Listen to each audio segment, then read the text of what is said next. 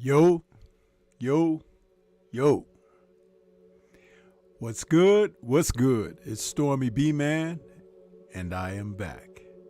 Welcoming you to Stormy B-Man's Boxing Raps for this Thursday, July 6th, 2023.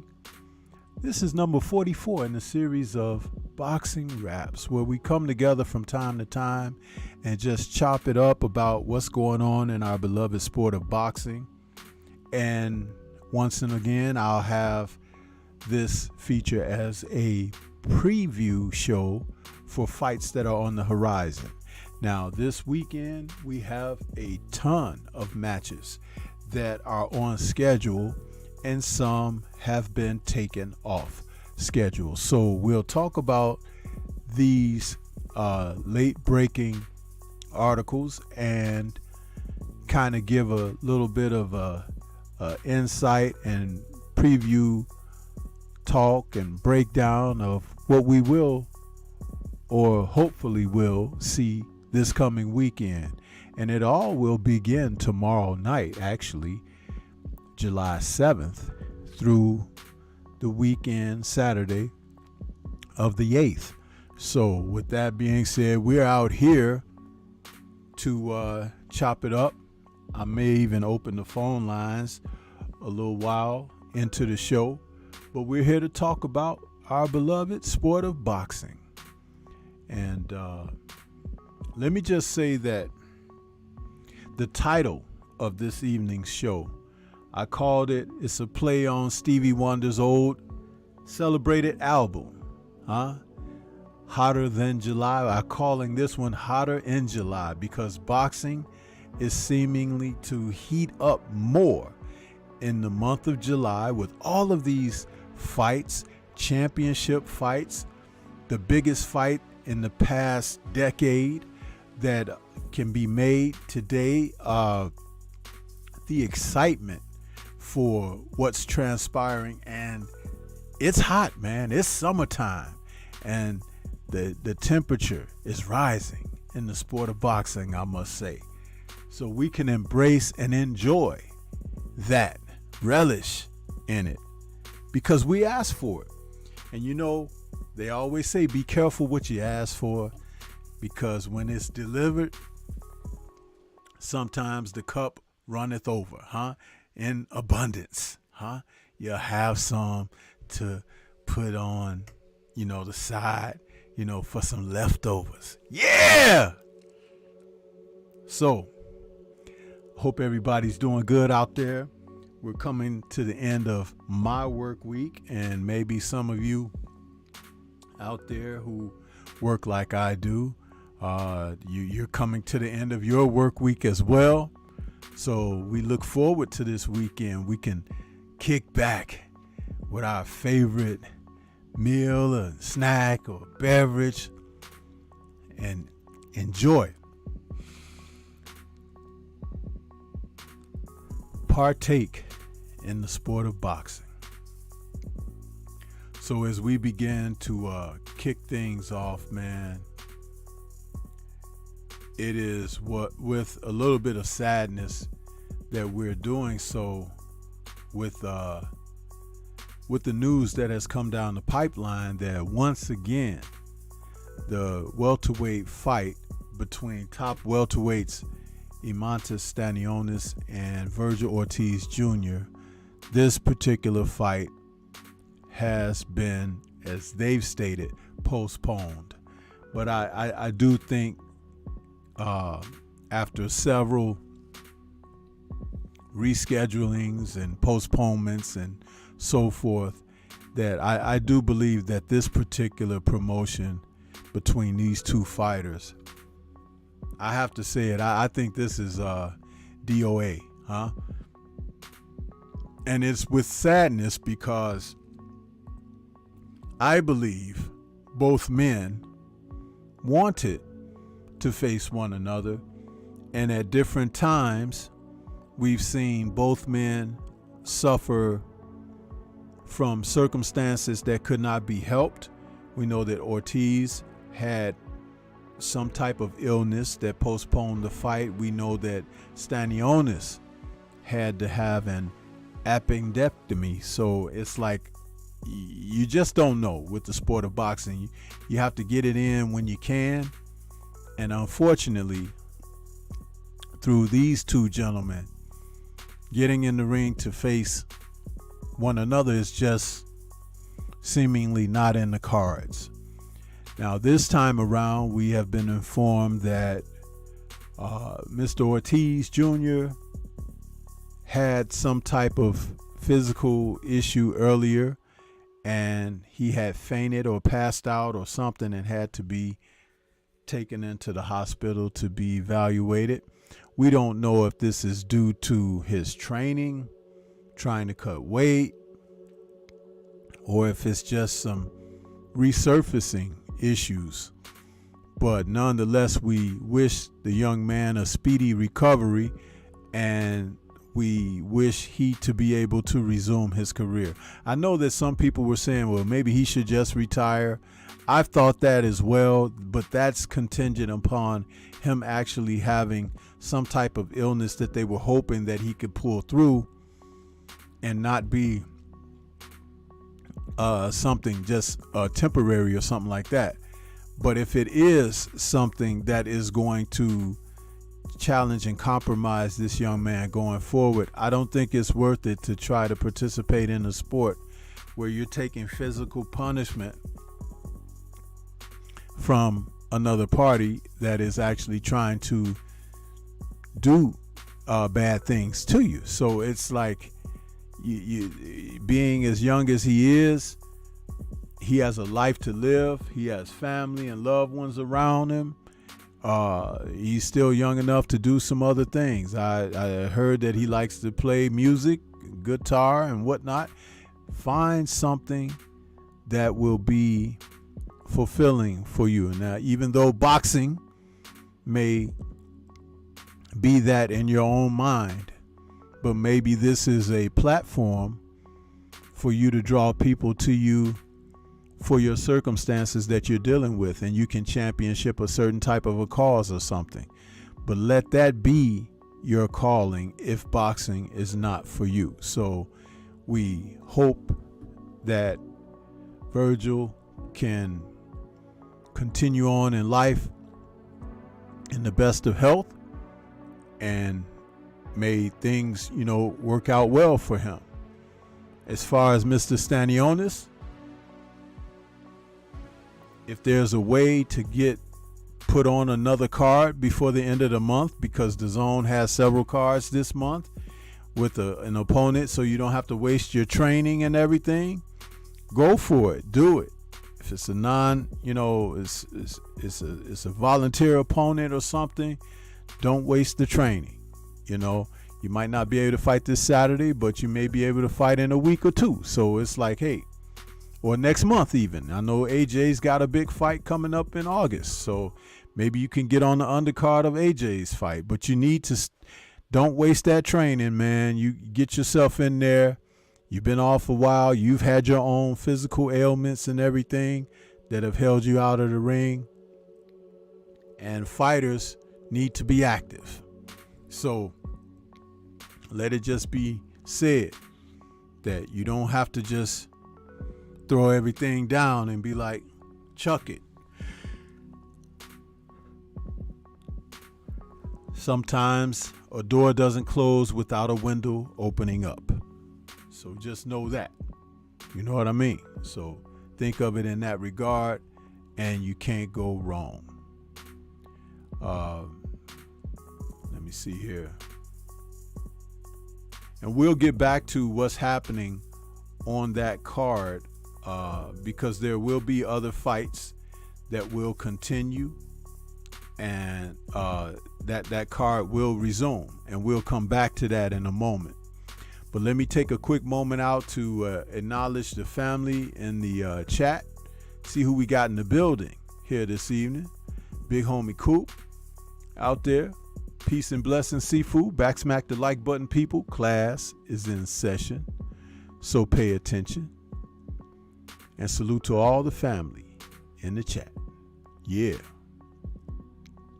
Curtis Price is in the building, saying right on. 1,000. Amen. Just Do Boxing is out there saying, and Stormy B Man, salute Sensei, OG, respect to the chat family, 100. Yes, sir. Appreciate you, Just Do. Got a chance to listen to you a little bit this afternoon on my way home from work, my commute home. Watcher is in the building, always watching. We appreciate you, Watcher. How you doing, brother? Good to see you. Brother from down under. Yeah. TS Boxing is in the building. Salute to you, my brother. Anthony Bolton is back with us. Appreciate you, Anthony, showing up. Who else we got out here? Cletus is out there. Come on, Cletus. Come on. What's good with you? Mr. Shelton is out there saying, driving home. Appreciate you, Mr. Shelton. Man, Mr. Shelton, I was cracking up when you had that meme up there with old boy crying and everything. Man, you guys got some talent. I tell you be out there tripping me out, man, with them memes, bro. Keep them coming, because they're highly entertaining. Really enjoy that stuff, man. Really enjoy it.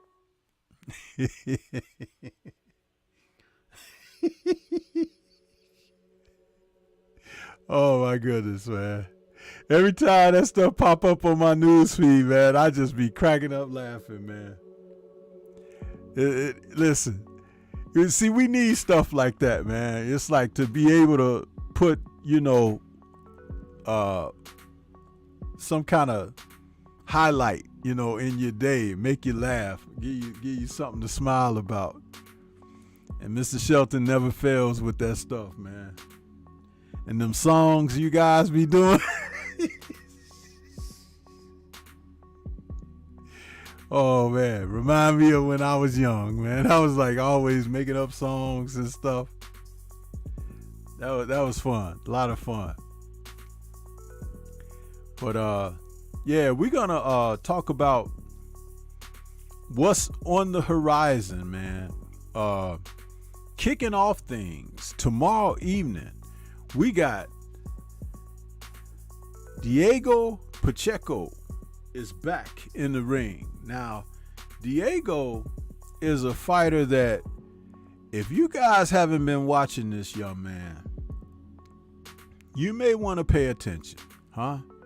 You may want to pay attention, because Diego is a super middleweight. He's 6'4", has a 79-inch reach, nearly an 80-inch reach. He's 22 years old, okay? And just know that this young man is another fighter who's coming out here. He's fighting under Matchroom Boxing, but he has improved tremendously over his last 3 fights or so that I've watched him. He's taken on Manuel Gallegos from Mexico, who's 26 years old, and he's 6'3". And let me say this. Both men appear to be the type of guys who are going to go in there and go at each other. Now, Gallegos is 19-1-1 with 16 KOs. So he's got punch, people. But he's been fighting, pretty much low on the radar, huh? And a lot of fights out of, the southern area. And we'll find out what he really has to offer when he gets in there against Diego. But Diego is a guy that they're trying to move not too fast, a little bit slowly, and he's 18-0. And like I said, over his last 3 fights or so, I've seen some marked improvement. His last fight was a 4th round TKO stoppage over Jack Cullen. And Jack Cullen has faced some top fighters in the sport. And this was for the WBO International Super Middleweight title. And he had him down twice in the 4th round. So I'm just saying that he's looking better. And if he can advance, you're talking about another fighter with size, height, and reach, and youth in that super middleweight division. I'm telling you, some of these guys that you want to see fight for the championship, since Canelo is undisputed, some of them will have moved on, and this will be like the new generation moving in.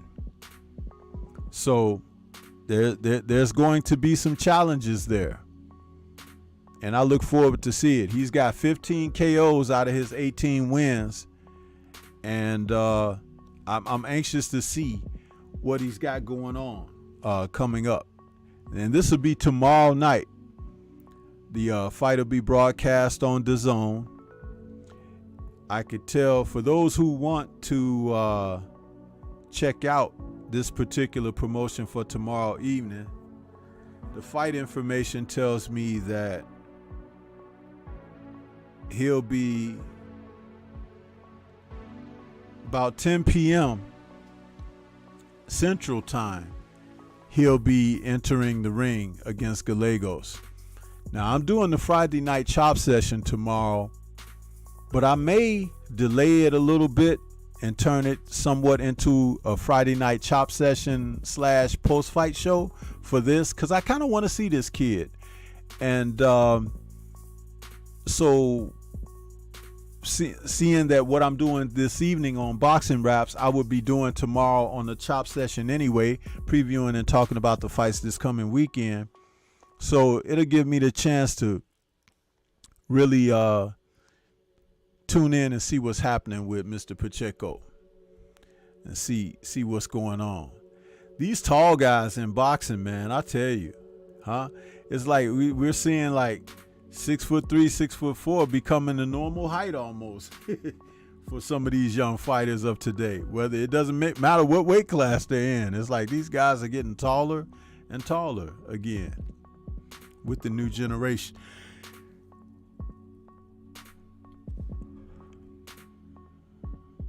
Wow. So I look forward to seeing that. What's going on with Mr. Pacheco. Yeah. So smash that like button, guys, as you come into the building. 704 Joe, I see you out there. What's good with you? Yeah. Lewis Hinton, what's happening? Yeah.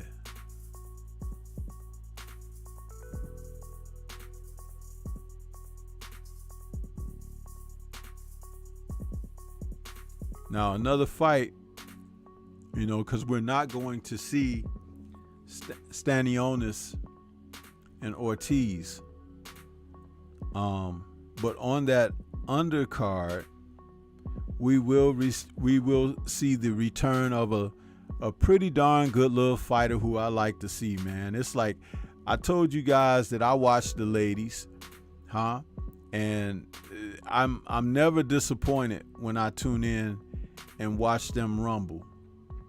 And we're gonna get a chance to see one of my favorites, young flyweight champion, Marlon Esparza. Marlon, I really love to watch her fight. She's a very spirited fighter, and she's out of Houston, Texas, man, and she's been into MMA and everything. She has an amateur background. She's 33 years of age now, but at flyweight, she's a champion. She's the WBC World Flyweight Champion. She's a fighter that is all about blood and guts, man, and she gives it.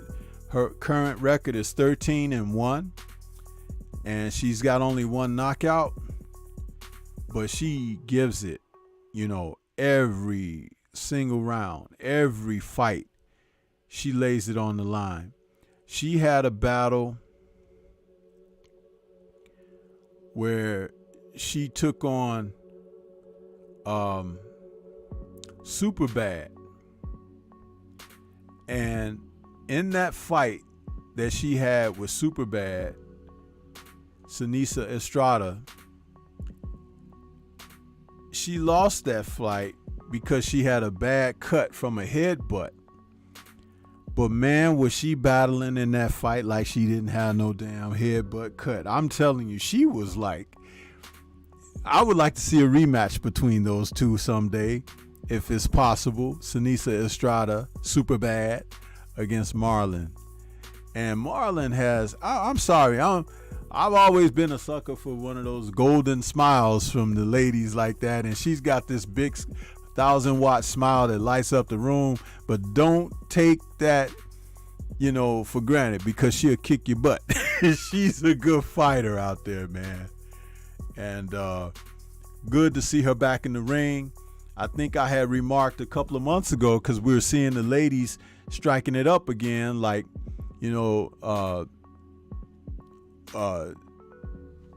what's her name? Cameron and Taylor, when they fought, I was like thinking, I'm like, man, I haven't seen Marlon in a while, but here she is getting ready to fight and fighting out of Houston.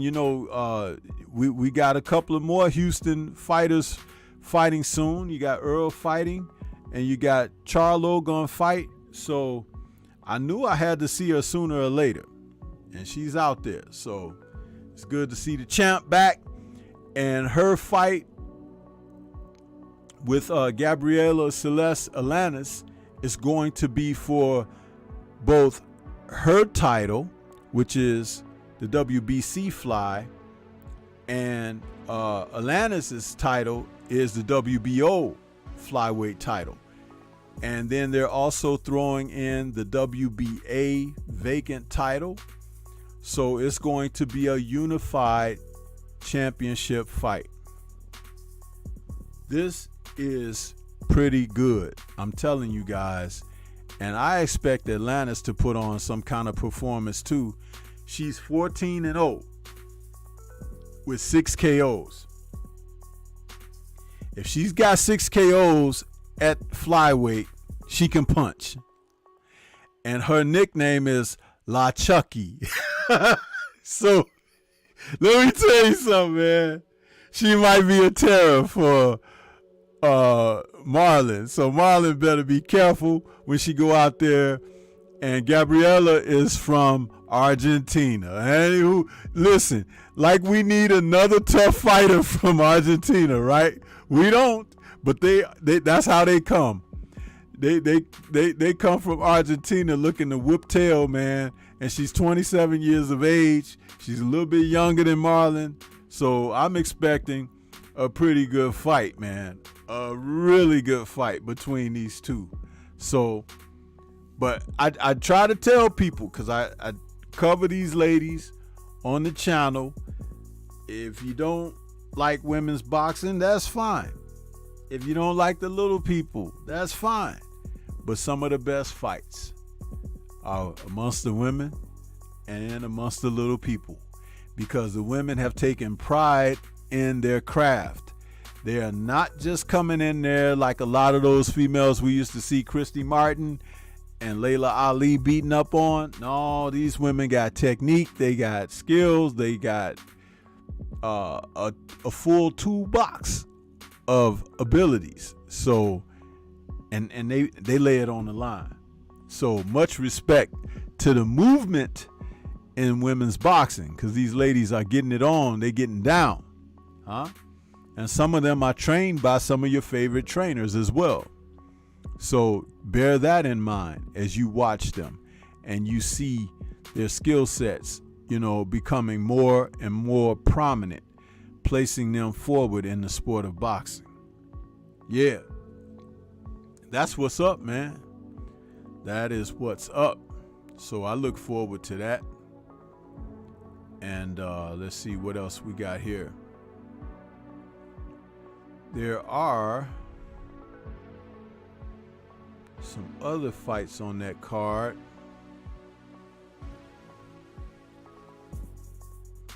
By the way, that fight will be on DAZN. It's on that undercard that was originally going to be Stanionis and Virgil Ortiz. But also Jojo Diaz is in that fight, on that fight card, excuse me. And Diaz is coming in. I think he is taking on a gentleman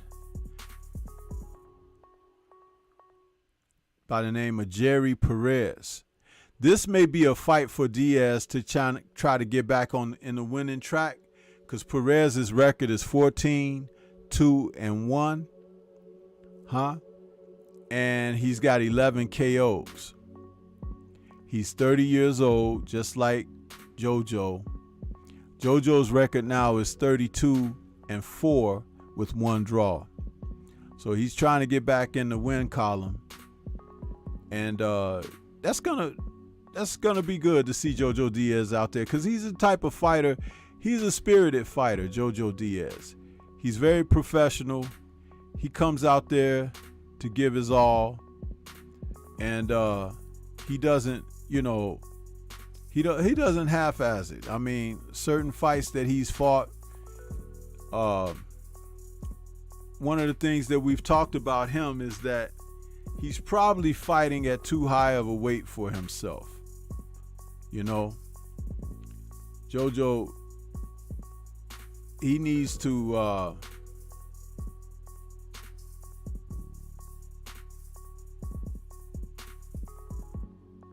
he probably needs to get back down in weight.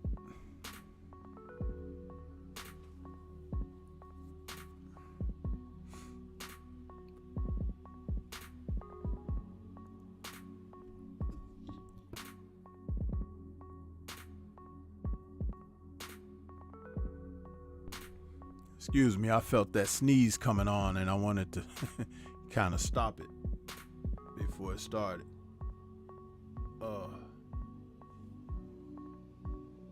Let's see.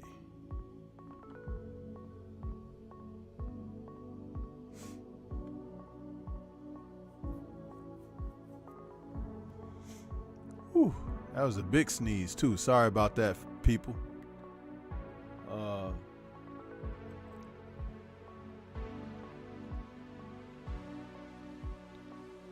Trying to get back to this. This is going to be in the lightweight division, but I think that junior lightweight serves JoJo a little bit better. But hopefully he can turn things around and get back on the winning track, because he's the type of fighter that's entertaining. He has an entertaining style. He's a never say die type fighter, and we have a true appreciation for fighters like JoJo. So, but that's what's happening there.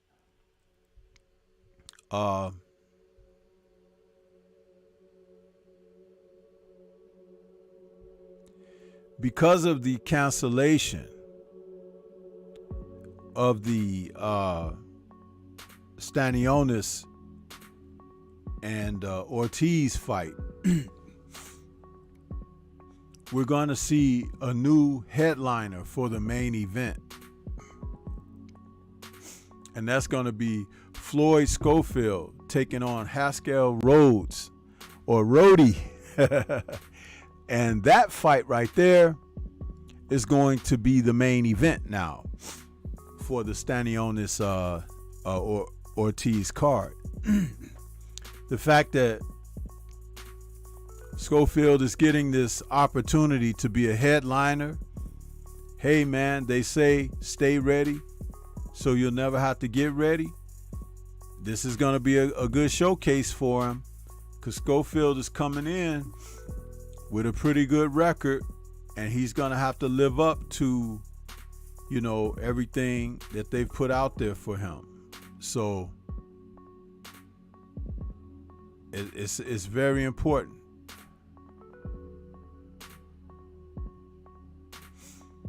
Let me see.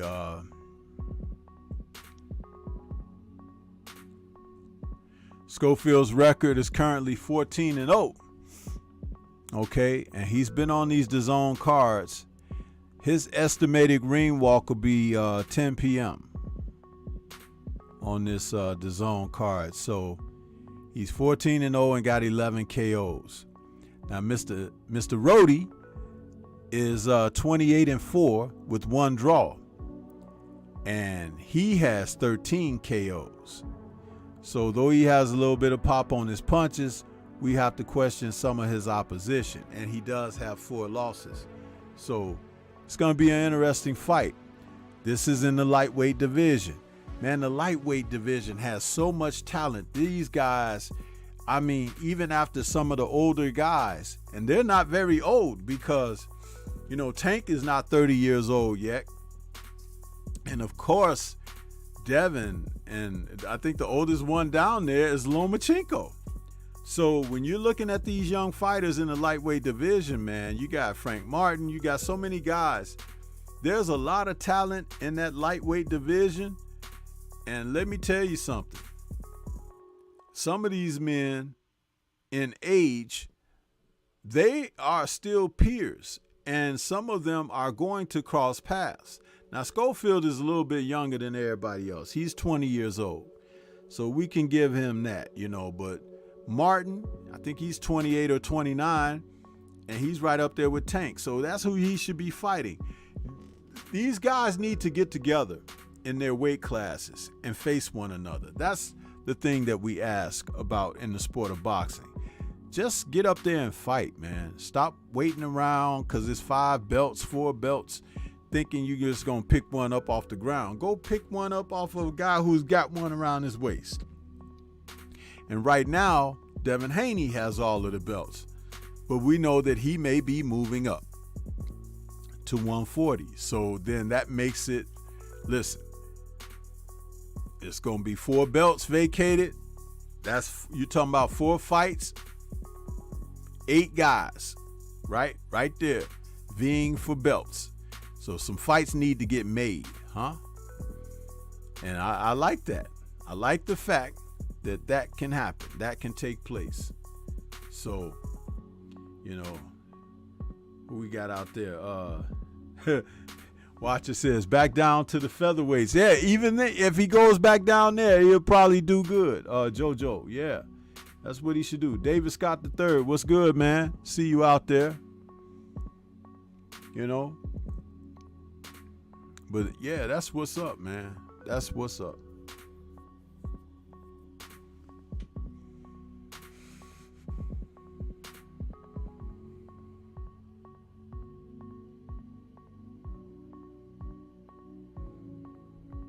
And then, of course, come Saturday night, man, we got the big welterweight fight between Royman Villa is going to challenge Jaron Boots Ennis. Now, that's a good fight right there because both of these guys can crack. You got one man who's a little bit more fluid than the other, a little bit ambidextrous, a little bit of, he's got that athleticism. And the other guy is kind of a stalwart, a guy who marches in behind a high guard looking to destruct and destroy. And I did a breakdown video on those guys, and I expect it to be a good little fight while it lasts, though I favor Jaron Ennis. This is not a cakewalk for Jaron unless Jaron makes it into that and never allows Villa to get going. But if he lets Villa get going, just like Rashidi did, Rashidi Ellis allowed Villa to get warmed up in their fight, and he came on strong in the later rounds. If Jaron does that, he could end up in the same type of fight where it's nip and tuck. But I expect him to be a little bit more skillful, a little bit more, and plus he'll want to show that he's better than Rashidi Ellis. So he's going to come in there and look to perform or have a better performance than the performance that Ellis put through with Villa. Yeah. So, and that's the thing. That's the thing. You just don't know until guys are getting in there like that. And we look forward to it. So, I got a breakdown video that dropped earlier today on these guys. If you guys didn't check out my breakdown video, shame on you. Because, that's what I do this for. I try to, let you guys know what I'm thinking about the fights and all of that. But if you're not watching the content, shame on you. But I dropped that video this morning. That was my premiere today. So,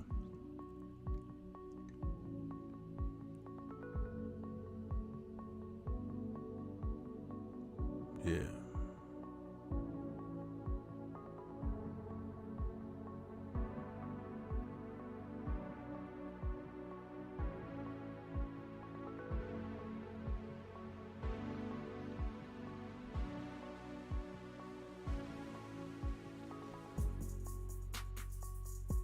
Yeah, buddy. Watcher says, I think Villa will land shots, but I think Ennis will get him out later. If he lands shots on Ennis, clean shots, we'll learn whether Ennis can, because nobody's really hit Ennis right now. He's been so superior to his opponents that they haven't been able to do certain things against him. So think about it in that regard. He will be tested if Villa's able to land, And, let's face it. The young man can crack.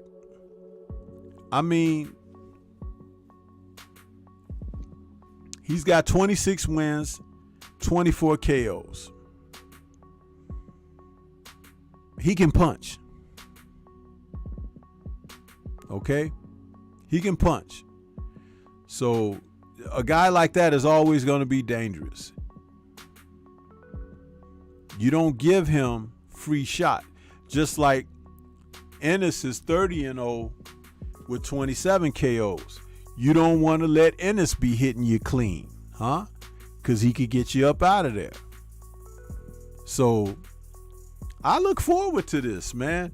And like I said, I want it to be competitive. I'm not looking at it as like, oh, this guy, he's just going to beat this guy down. I hope for it to be a competitive fight. Remember Vernon Forrest and Ricardo Mayorga? Who thought that would go like that? Mayorga upset Forrest, beat him twice. Listen, it can happen in boxing, man. Charles the Natural Murray. I remember those guys who were like blue chippers, and they got in there on a certain night and a fighter just upset them. It's like, it can happen. And it's only an upset because you're not giving the opponent any opportunity. I always leave a window of opportunity open for an opponent, because if a guy comes in with determination and motivation and he's able to capitalize on the other guy's mistakes, or if the guy has fallen asleep or something like that, that's not his fault. It's his fault if he doesn't take the opportunity, you know? And let's face it, Boots is 26 years old. Villa is 30.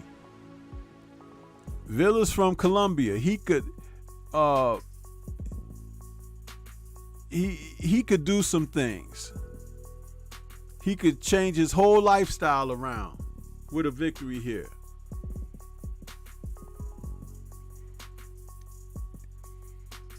And I don't want to see Boots playing around with this guy, showboating and all of that. Don't do that. Go in there and clean him up. Clean him up. Look good next time. Because the winner of this fight will get an opportunity at the titles after the two champions at the top of the division settle their matters. Once that's settled, then who knows who could be. Now, a lot of people think of Ennis as the heir to the championship throne. But listen, a fighter like Stanionis is out there. He may want to fight for one of those belts with Ennis. Who knows?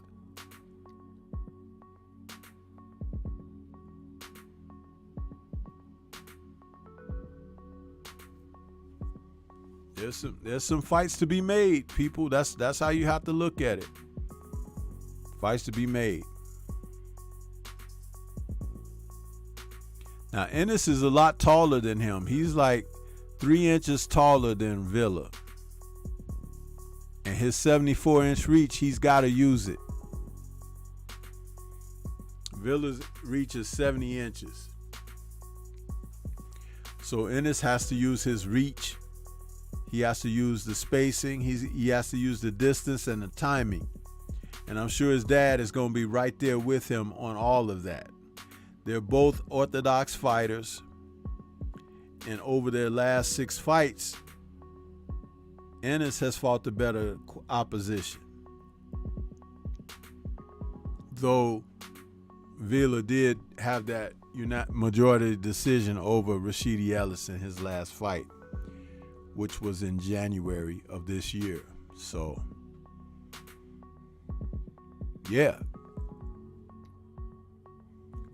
So let that be known. Let that be said. Curtis Price, we hope that it's a showcase fight. There are no guarantees, bro. No guarantees. I learned that a long time ago.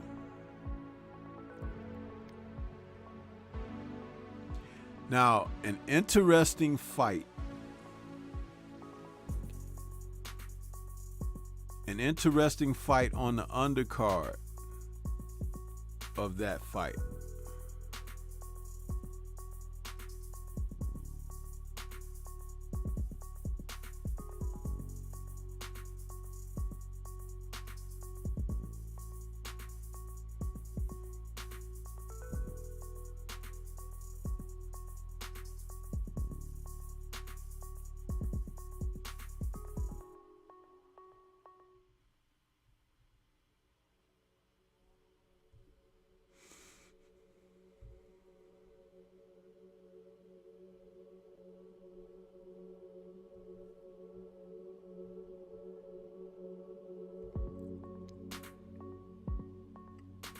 I haven't checked out, people. I'm just lining up my information here because I don't want to say the wrong thing about the fighters I'm about to talk about.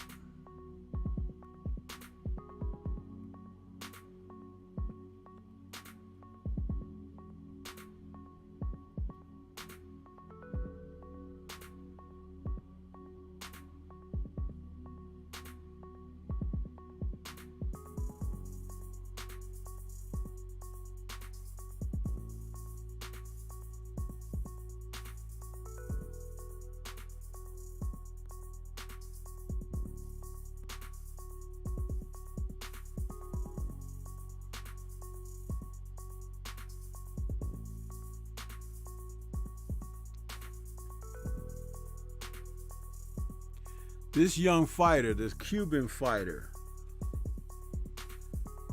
that has people impressed. Yoelvis Gomez is going to be taking on Marquise Taylor. Now, Gomez, he's a guy that we've seen come in there. This guy is very physical. He's 5'10" with a 70-inch reach.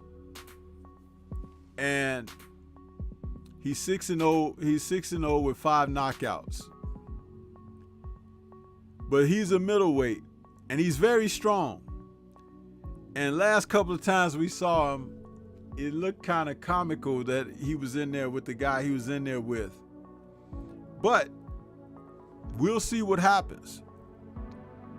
Marquise Taylor, his record is 14 wins and only 1 KO. So, you know, they brought him in to be cannon fodder for Yoelvis, huh? So just expect another knockout victory by Yoelvis, okay?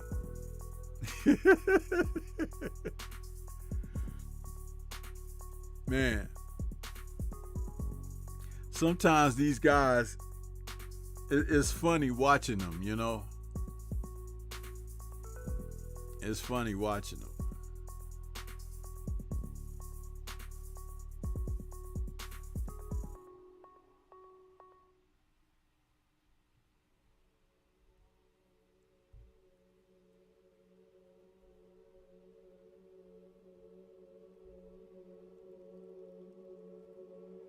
And Edwin de los Santos is taking on Joseph Adorno on the undercard too, and that's in the lightweight division. Now these two guys, hey, this might be a rumble, man. This might be a rumble. Adorno is coming in, his record of 17 and 2 losses, 2 draws, and he's got like 14 KOs. So De Los Santos, man, listen. He's 15-0 with 14 KOs. Somebody going down here. Somebody going down. Adorno is 5'6". De Los Santos is 5'8". De Los Santos is a southpaw, and Adorno is an orthodox fighter. So this should be an entertaining fight. It might be the fight of the night. I just say, man, because it's like I'm looking at how things are matching up, right? And I've been known to notice that some of these fights like this, it's like somebody decides to put a little extra hot sauce on the meal, you know what I mean? And that's what I expect from this particular fight right here. I could be wrong. Curtis Price says Rashidi Ellis runs out of gas in the later rounds. I believe personally that Speedy Ellis won that fight, but it was all set up for Boots Ennis to fight Villa all alone. Okay. We'll see. We'll see.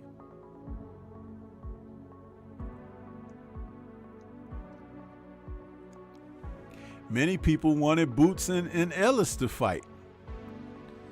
Ellis couldn't hold up his end of the bargain after talking all that stuff at the press conference for that fight last time. So, hey, you never know, man. You just never know. Huh?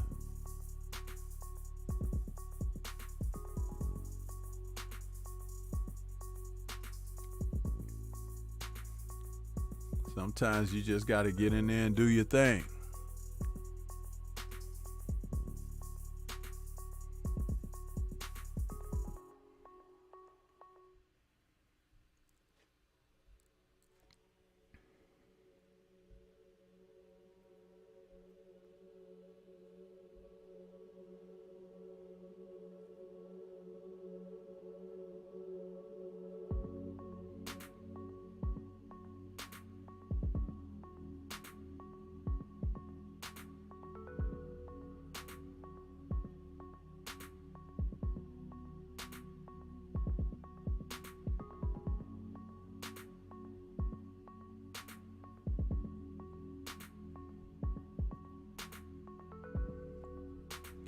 So I think in the last few minutes of the show, we'll take some time out to open up phone lines. Somebody want to call in and talk about these fights. If you want to talk about Stanionis and Ortiz falling apart again, what's next for Stanionis?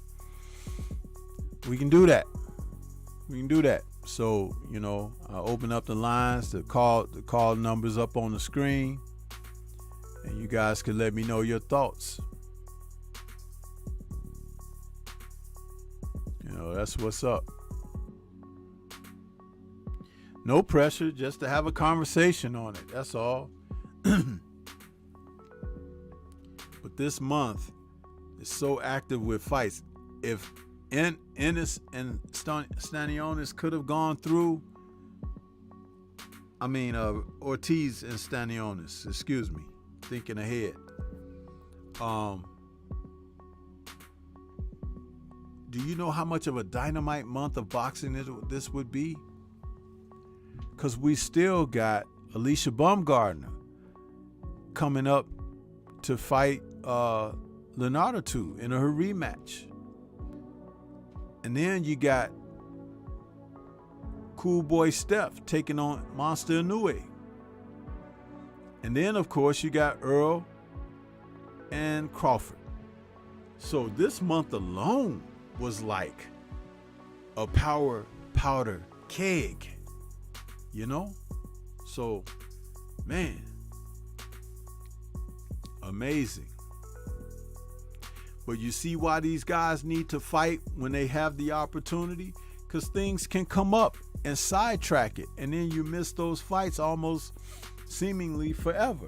They're forever gone down the drain, like this Stanionis and Ortiz.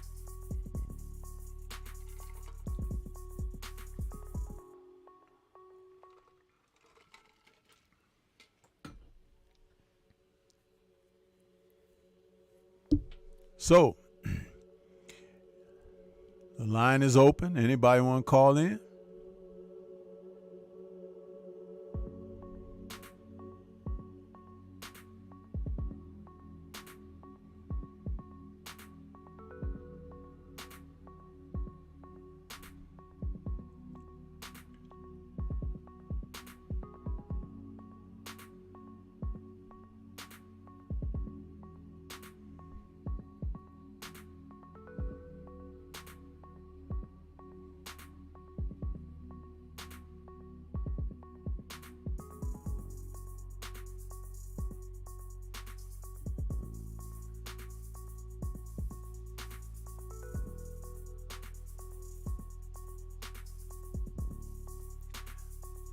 There's only 14 people out there right now,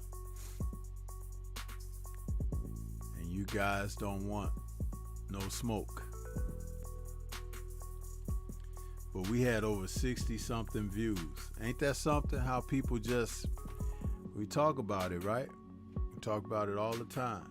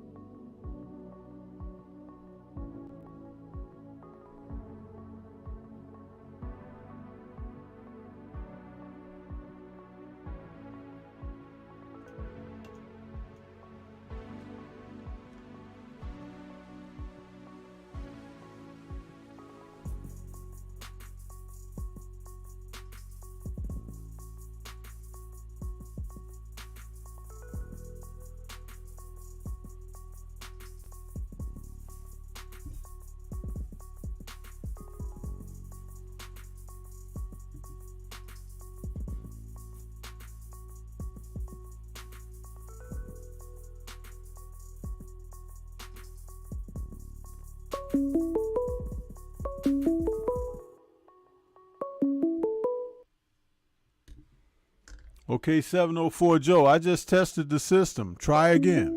There you go.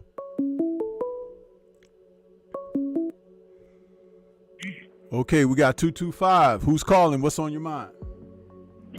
Hey, this Patrick, 225 Boxing Father, just calling in. I don't really know too much about the fighters. Like a lot of fights coming up. I know Ennis and stuff like that, but like I don't know the guy he's fighting. But I really wanted to talk. Everybody know about the Earl Spence and Crawford fight, but excuse me. I really just wanted I wanted you to give me the scoop on the Monster Anyway cat, because I've been hearing the name, but I really can't key him in with like what I know. I think didn't he fight that same guy, Gary Antoine Russell Jr.? I mean, the one of the Gary brothers had fought. No, Monster Anyway is known for in his and I don't think it was his very last fight, but he knocked out Nonito Donaire. Oh yeah. Okay, I understand. Yeah, I remember that. That was in the first, second, third. Who anyway fight? What do you mean? Who is he fighting? Coming up. He's getting ready to fight Cool Boy Stephen Fulton. Okay. What's the drop on Mr. Fulton?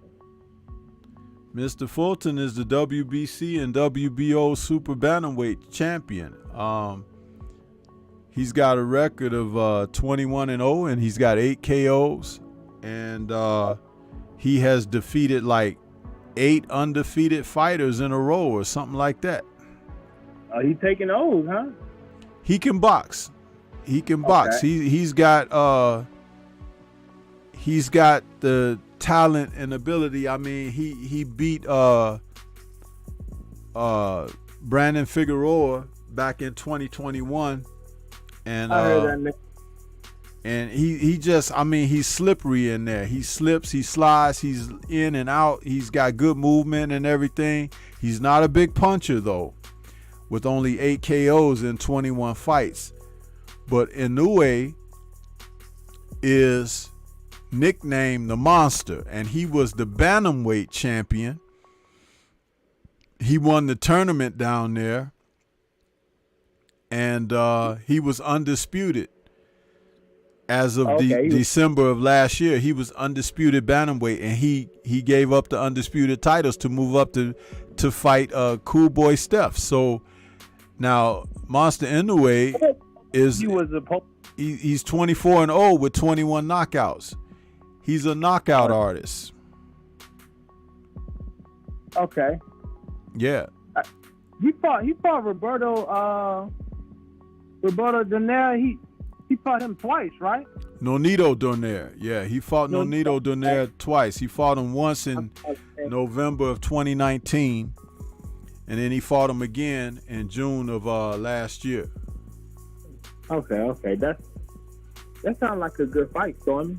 Well, in the first fight, Donaire went 12 rounds, went the distance with him. He dropped Donaire in I think the 11th round or the 10th round. He hit him with a body shot that made Donaire run around the ring, and then he dropped to a knee because it's like that body shot hurt. But Donaire had fractured his orbital bone too, so fractured Monster's orbital bone. But in their rematch, man, he took Donaire out in 2 rounds. Okay, so it was. Wait, who had the fractured orbital bone? Inoue or Donaire? What's that? You said Inoue had the fractured orbital bone or Donaire? Yeah. Inoue, he had the fractured orbital bone. Donaire did that damage on him. Yeah, it sounded like they both got banged up in that 12 rounder. They did. I know. They did. Saying, well, see. But the thing is Donaire is 40 years old now. He's like 41 maybe now or something like that. But he was always a very good fighter, and if he were a younger man, you could possibly had a different outcome. But you know what? That's all of that coulda, woulda, shoulda. You know what I'm saying? It's like he's not a younger man, and he's an older man, and they're competing with younger talent. So this is what can happen. So you know, if you're in there, you're taking risks, regardless. Yeah, regardless, old or young. It wasn't like Inoue was running from the bantamweight division, huh? He didn't have nobody down there from undisputed. Well, he pretty much beat all the guys up down there and knocked them out, because he had pretty much, you know, he got all the titles. He became undisputed. He won the tournament down there, won that Ali trophy and everything. So it's like he did his part. Now it's time for him to take on other challenges, which is what people had already been saying for a couple of years, that he should move up. And so now he's doing it against the best boxer in the next class up. So Cool Boy has got his work cut out for him, because this guy can really punch. Yeah, it sounds like I think I've seen some highlights of Inoue, but I never really sat down and watched his whole, a whole card or something with him on it. Yeah, he's a force, man. He's a two-handed puncher, and it seems like he's like a bantamweight version of Julian Jackson in a sense, because when he hits people, they go. I mean, they literally be stretched out. You know what I mean? Or they wither under his power. So now Cool Boy, of course, is a bigger man because he's a super bantamweight, and that means Inoue is moving up to fight him. But I'm gonna tell you something: when a guy can punch, you don't want to give him a chance. You know what I'm saying? So Cool Boy has this thing that he does from time to time. He drops his hands a little bit and this and that, and he gets brave. You know, he wants to show that he's game and this and that. But you can't play with this guy. You can't play with this guy. You can't get into a firefight with him, because he's the one with the ammo. You just outbox him, keep yourself looking slick, win on points, and go home. Don't go in there trying to trade with this guy and show you a warrior of Rocky Balboa proportions, because it might not work out for you that way. It's not Rocky movie. Right. Not Rock, not Creed 3. Talk about some of your older stuff I didn't watch. Stormy, like I remember I had to catch I caught a little bit at the end, and then I went ahead and rewatched it. About the whole what's your boy name? J-Rock, the J-Rock fight, and I think I caught a little bit of one of your live streams. I know I caught your short video on your you got nice short video, Stormy. I caught your short video on the Big Baby Anderson and Charles Martin fight. Yeah. But can you tell me like exactly what happened with I didn't see the fight. I just know the stoppage. I seen the stoppage, and it wasn't nothing severe. J-Rock been hurt worse than that, and then I hate when the fight gets stopped and the guy's not landing. Like, well, see, that's the thing, and some of us content creators have been talking about this lately, because we're seeing too much of this where these referees are starting to impact the fights unnecessarily. Like, J-Rock had gotten rocked in that fight a couple of times by Adames, but has showed resiliency to come back and keep fighting. And it was no different in that round where the ref jumped in and stopped it. In fact, J-Rock was in the midst of throwing punches back at Adames when the ref separated them, and he didn't jump in and grab J-Rock. He jumped in and grabbed Adames, which means that when he stepped between them, his back was to J-Rock, who had turned Adames to the ropes and was firing punches back. But he jumps in and grabs Adames and waves it off, but he's waving it off for Adames as a victor. And I'm like, whoa, wait a minute.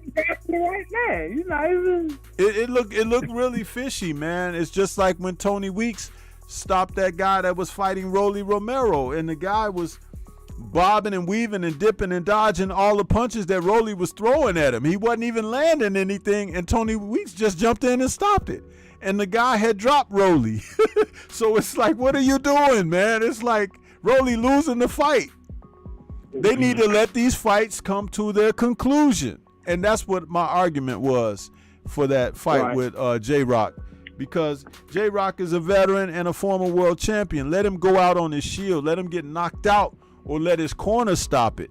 But there was nowhere near a situation for it to be stopped. It was very unfair. Very unfair. You can't take his opportunity away like that, you know. Especially if he boxing them good, hitting the right hands and repeatedly and over, he actually has an opportunity to win the fight. Mm-hmm.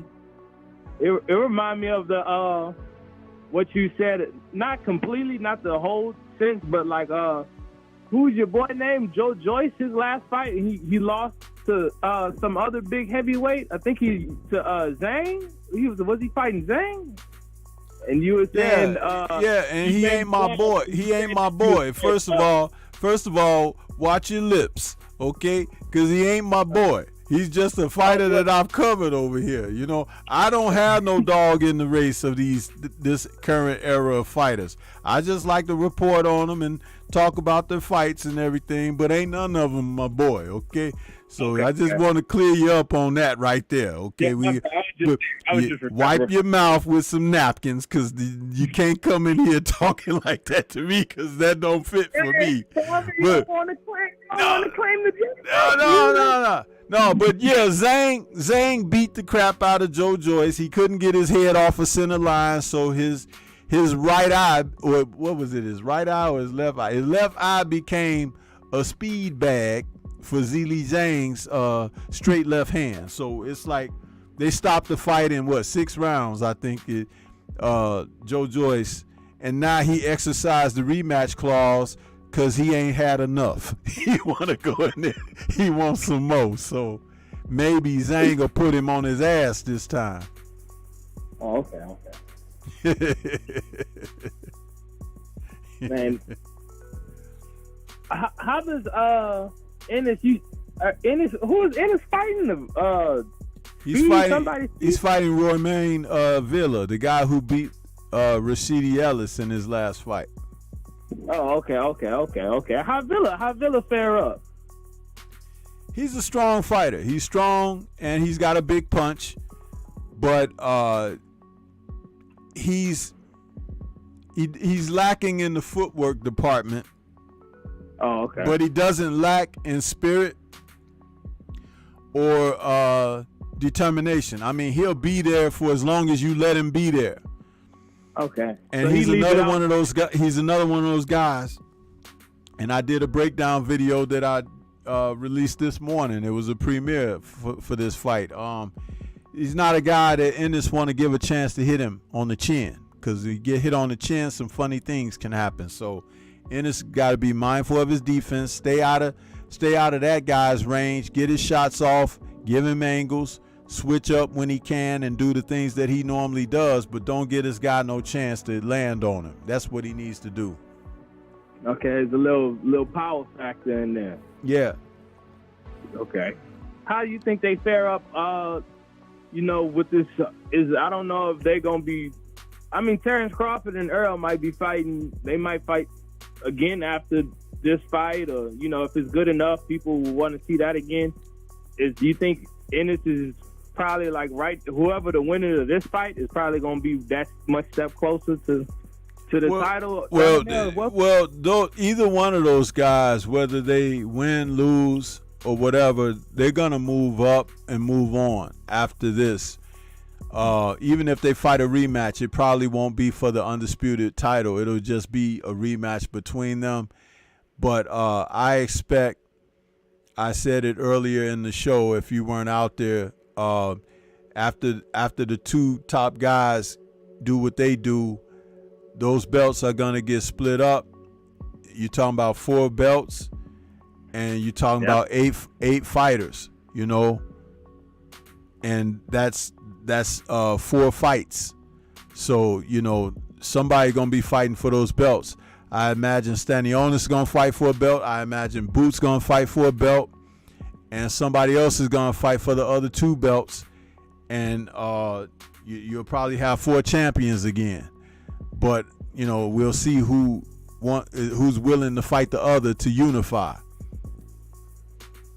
Right. Yeah, it'd be hard for Undisputed to come up again. Like, I don't know how long we really had to wait for this Crawford fight. Undisputed is gotta cherish it nowadays. It's full belt era. Well, it's tarnished because of the guys who are fighting. It's not about, look, the sanctioning bodies just keep making belts. They're gonna keep doing that. It ain't gonna stop. But if the guys have integrity who are fighting, they should want to consolidate the belts to prove that they've beaten all the other guys. That makes you the guy. Now, if you're going to move up to another weight class after that or vacate them after that, then, you can do that. But it's the guys. A lot of the guys don't want to do that. Like, look at Tank Davis. One of the things he does is he tries to tell the people that the belts don't mean anything. But he's considered I think the WBA regular champ or something like that. But people want to see him fight Devin Haney because Devin Haney got all the belts. He's undisputed. And Tank is still stalling out on that. So it's like, you can be exciting and be a crowd-pleasing guy, but if you won't get in there against the fighters that matter, then you can only look at it one way. And that's one of those things that these fighters hate to be called in this time and era, but they all seem to live up to it to some degree, so that's what it is. That makes me think on just to be a little off topic about Riddick Bowe. And I remember I was hearing you were saying that Big Baby Anderson remind you of a younger Riddick Bowe. I don't know what was the whole deal of Riddick Bowe like throwing the belt. No, who was that threw the belt away? Was it Riddick Bowe or somebody? It was Riddick Bowe, man. Stop trying to act like you don't remember and everything. It was Riddick Bowe. Okay, come on, Patrick. I don't want you. Listen. Stormy, this is what I remember him saying. Stormy, look, he was saying something like he didn't like the promotion or something, and he was saying that he was going to leave and bring validity to the other promotion. If I remember it correct, he was like saying like since he was champion already, he was going to leave like one promotion company or whatever, and he was going to hop fence, and wherever he was going to go was going to be the new spot because he was there. Was it something like that? No. What it was, when Bo defeated Evander Holyfield, he was the undisputed champion. Lennox Lewis, who had defeated a month before, had defeated Razor Ruddock because all 4 men had signed off on having like a heavyweight Final 4 because Holyfield was the champ. Mm-hmm. Riddick Bowe was a number 1 contender for one of the belts or 2 of the belts that Holyfield had. Then Lennox Lewis was a number 1 contender for the WBC. And then Razor Ruddock was like ranked number 2 or 3 or something like that. I forget the actual ranking. But so the 4 of those men signed off as a Final 4 contest between one another. Bowe against Holyfield, Lewis against Ruddock. Lewis took Ruddock out in 2 rounds on Halloween night. I think that was 1991 or something like that. And then in November of that year, Holyfield fought Riddick Bowe, and Riddick Bowe beat him. And after Riddick Bowe defeated Holyfield right outside the ring, because Lennox Lewis was a color analyst for TVKO, and Bowe walked past him. And he was like, man, Lennox, I thought you was cool. You lied on me and everything, man. And Lennox told him, he said, man, I'm going to knock you out. And he was like, you ain't going to knock nobody out, bum. I ain't never been off my feet. And then Lennox said, I'm going to knock you out. and you know I'm going to knock you out. Now, the cameras picked up all of this. And Bo was like, man, I ain't never been off my feet, you bum. And then he was like, you better watch your mouth, because Lennox said, I'm going to knock you out, nigga, like that. And he was like, you better watch your mouth. And they started shoving each other. And, you know, they had to break them up. And Bo went on to the locker room. So Lennox, the commentator asked Lennox, he was like, Lennox, what was that all about? He was like, we got unfinished business. He was like, and I told him I'm going to knock him out. He's Chicken Bo. He's running from me. That's what Lennox called him. And sure enough, a few weeks after the fight, Rock Newman, Bo's manager, had Bo hold a press conference, and he threw the WBC belt in the garbage. He said he wasn't going to fight no bum like Lennox Lewis. Now, that was the move that he chose to make. So the two big heavyweights of that era never fought each other. And it was because Riddick Bowe threw the belt away. Dang, that's the inside scoop of that thing. It's a shame because that heavyweight fight would have been a defining moment, you know, for their careers. Whoever would have won the fight between those two would have been the heavyweight of that generation. Right. It felt like Evander fought everybody. He fought both of them. He did. But Evander was never respected as a legitimate heavyweight because he was smaller than everybody. So, you know, coming up from cruiserweight, you know, and junior heavyweight, so the people really didn't respect him like that. Holyfield's real respect came after he whooped Mike Tyson. That's when his real respect came. Oh, okay. Man, it feel like Holyfield. I watched a couple of his fights. For some of his fights, he had I know for the rematch for Riddick Bowe, he had Emmanuel Stewart, right? Yeah. And there's I think either the fight before that, I can't remember, but there's this trainer that's like I've seen a couple times when I was watching the older fights. He's like this older, you know, white guy, and he's like got a little belly. He got a full head of white hair. I'm like, I don't know. I never heard of that. That was Lou Duva. Lou Duva. Okay. What's his background? He trained a lot of fighters, or what? He's passed away now, but he used to train. He used to train all those guys along with Georgie Benton. They were a duo tandem. They trained all those guys that they signed from the 84 Olympics. Sweet Pea Whitaker, Meldrick Taylor, Holyfield, Tyrell Biggs. They trained all those guys. I did see them in Sweet Pea Corner one fight. I heard Lennox and Riddick had fought in the amateurs too. Yeah, Lennox knocked him out in the Olympics. He knocked him out? Well, it was a TKO stoppage by the referee, but yeah. Yeah. Don't let those go too far. If you can rock a little bit, you can. How would you say, man? Oh, yes, ma'am. Yes, ma'am. Hey, they nice. I still got on the Pumas. Yeah, they feel. I gotta get. You said these water shoes. They water. Hey, Patrick. Yeah. Yeah, I'm gonna let you go, man, because we got some other people that want to call in. Okay. Yes, sir. Okay. I appreciate your call, man. Thank you a lot.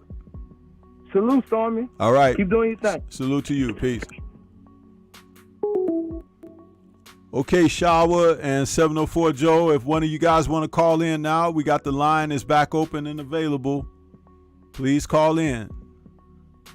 I can't answer a call if I got someone on already. So just trying to explain that. I've tried to explain that in the past.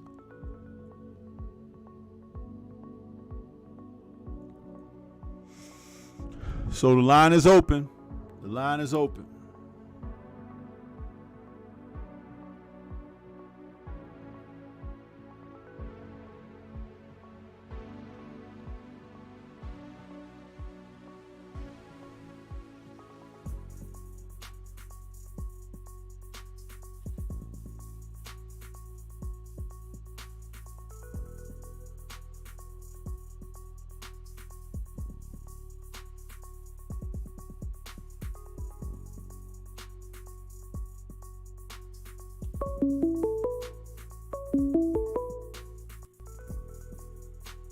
Okay, we got 214. Is that 704 Joe?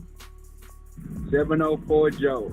Dallas, Texas, home of welterweight contender Victor Ortiz Jr. Earl Spence Jr. Yes, sir. What's good with you, brother? How you doing?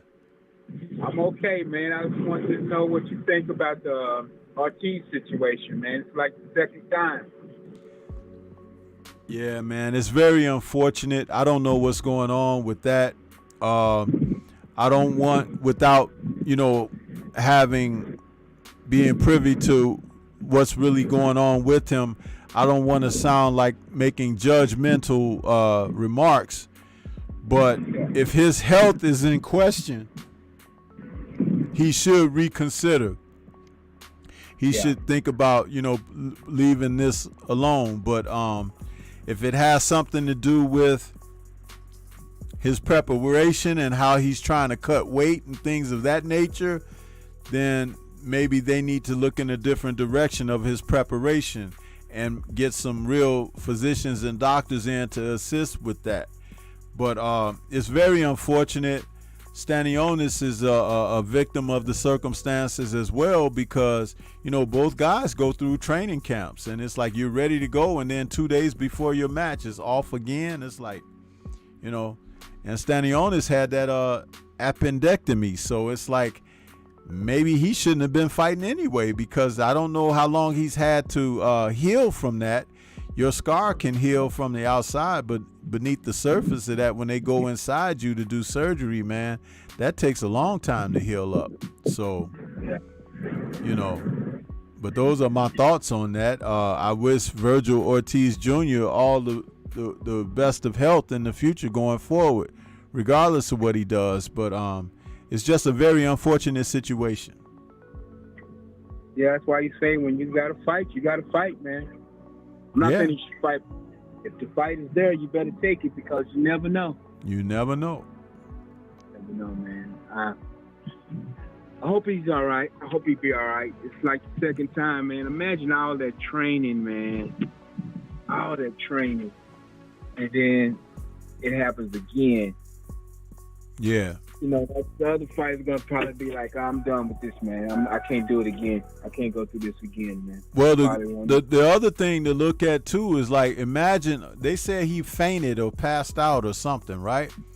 What if he's in the fight and he faints and pass out? That's like, you're in a vulnerable situation. Somebody punching at you and stuff, you could be killed. It's like, that's not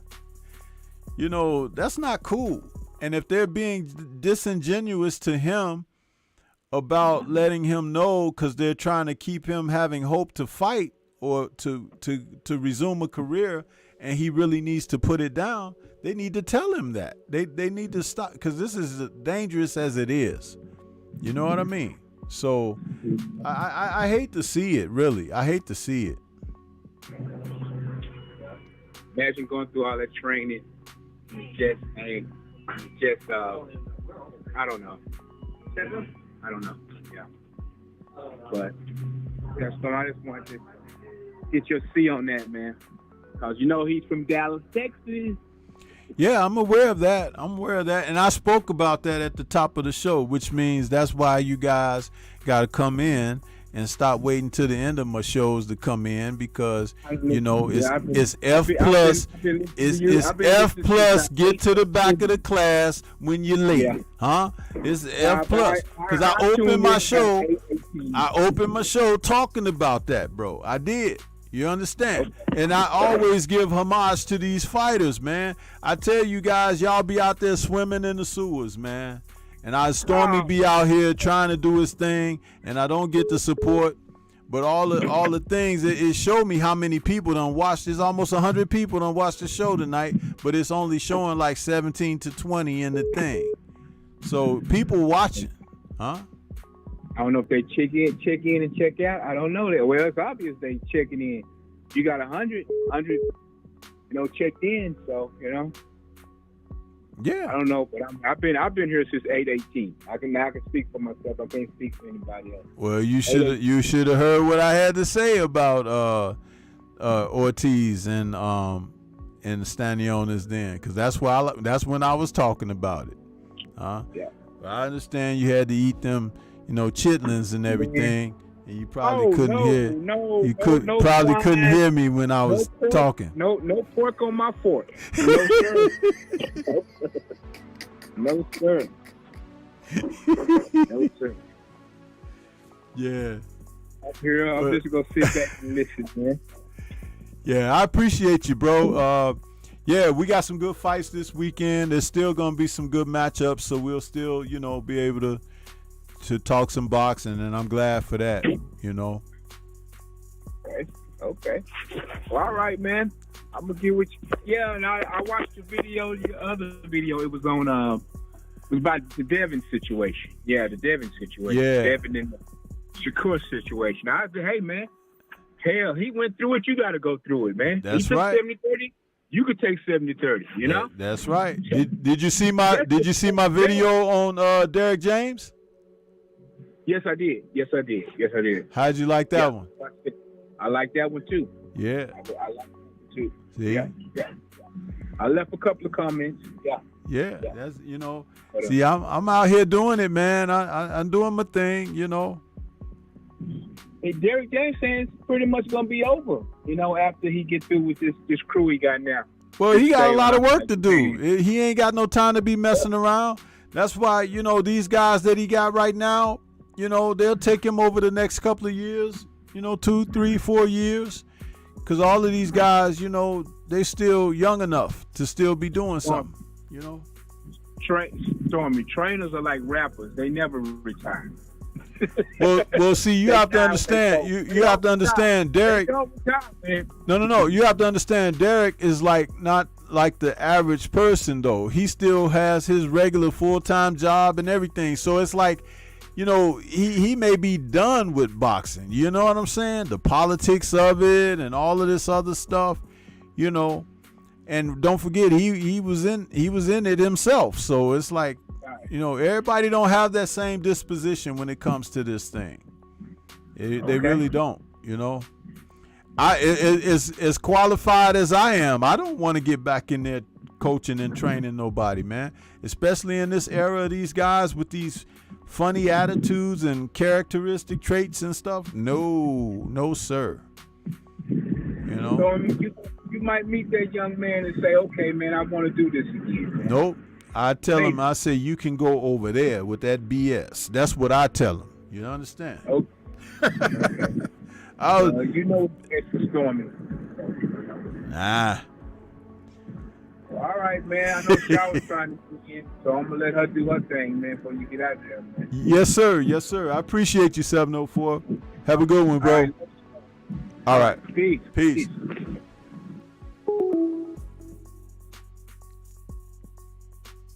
Okay, Shower, come on now. 704 beat you to the punch that time. If you still available, come on. We waiting on you.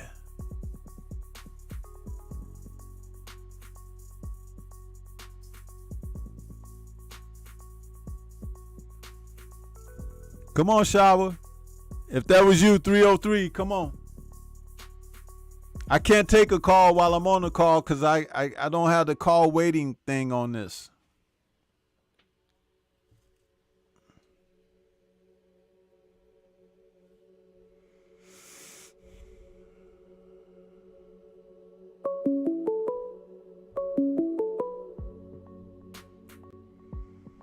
Okay, we got 303 in the building. Is that Shawa? What's good? Hey, wait a minute. Hold on. Let me mute you. What's going on? How you doing? I'm chilling. How are you doing this evening? I'm all right. Listen, when if I'm engaged in a call, I can see the other call ringing, but I can't answer. I have to put somebody on hold or end one call or something. You know what I mean? I don't have a link up where I can have you both on.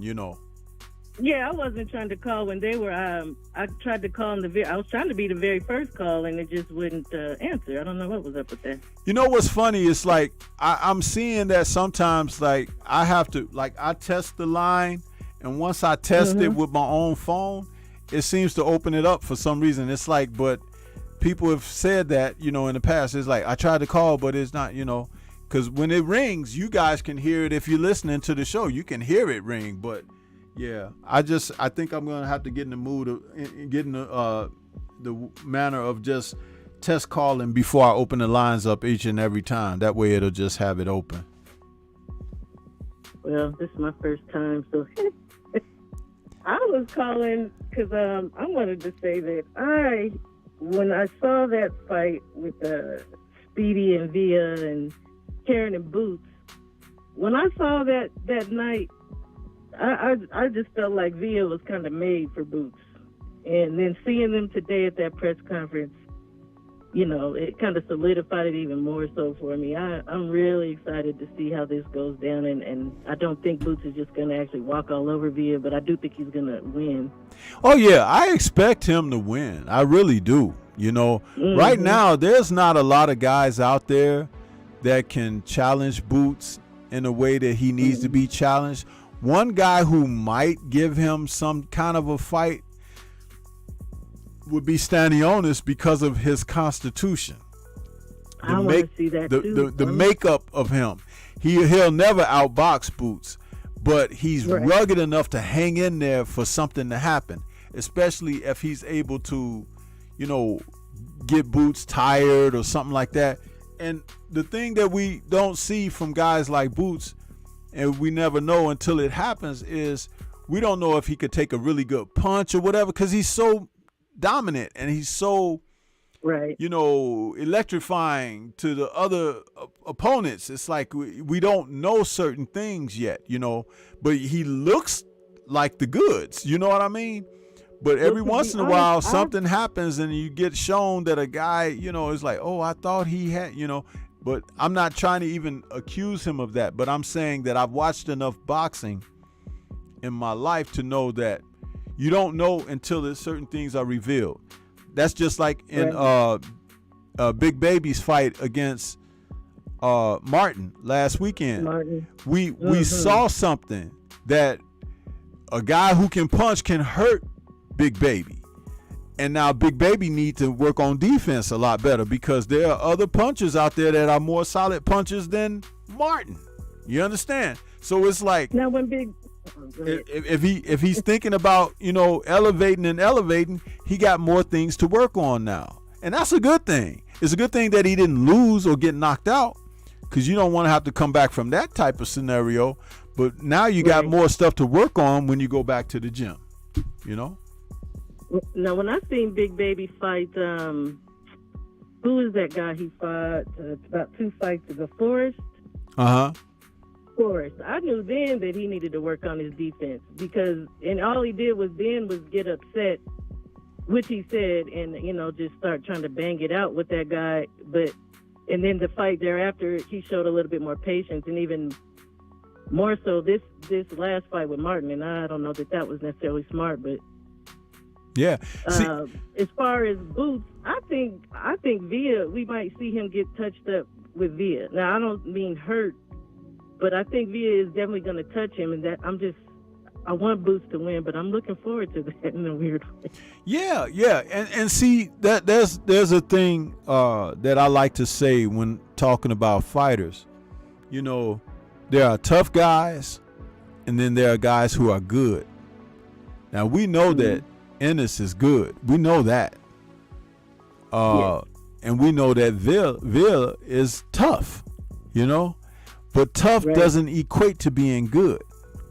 And skill. You know what I mean? So now, if Boots turns out to be good and tough, then you got a true blue chipper there. But we won't know that until it happens. Like if he gets tagged a shot and gets hurt and knows how to hold on and tie up and clear his head and come back and then get the other guy. See, those are things where a fighter has gone through something, some adversity, and he comes back. Or he gets dropped and he gets up and he comes back and he wins, knocks the other guy out or whatever. When guys have just been knocking other dudes out all the time and nothing else is happening, you never get those questions answered until they're asked. You know what I'm saying? And then once they're asked, then you can give a grade on those kind of things. This is giving me butterflies. I'm excited. I'm excited. I mean, literally, when I saw Speedy, and then when I saw the Boots fight, I said, now, Boots should have been fighting via this fight, and Speedy should have been fighting somebody, a little less.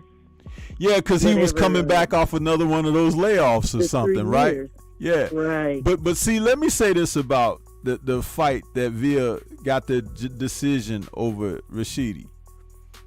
And this is not a popular sentiment. Rashidi faded in that fight. He did. And was like running on fumes trying to get to the finish line. Mm-hmm. That says more about his character than his conditioning. Now, a lot of people say, well, if he had taken another fight, this or that. Because I'm going to tell you something. When you're tired, when you feel like you can't go no more, when you feel like, this is it or whatever, you have to find that certain something from some place to bite down and turn that into a stepping stone and persevere. He didn't do that. He wilted and withered under those circumstances, and a fighter like Villa came on when he noticed that. You see what I'm saying? Right. So this is why we talk about the sport being so mental. Oscar De La Hoya was fighting Felix Trinidad and outboxing the hell out of him for almost 9 rounds. Then the last 3 rounds, he just moved around the ring and ran and hardly threw a punch. They gave the fight to Felix Trinidad. They gave the decision to Felix Trinidad because Oscar offered no resistance or no challenge for the championship rounds. And they didn't feel like they should reward him for not completing the process. Now, I'll show you another example. Sugar Ray Leonard and Tommy Hearns when they fought the first time. That fight for the first 5 rounds was a chess match. Then Tommy Hearns began to take over and was outboxing Ray. And then when they got in the championship rounds,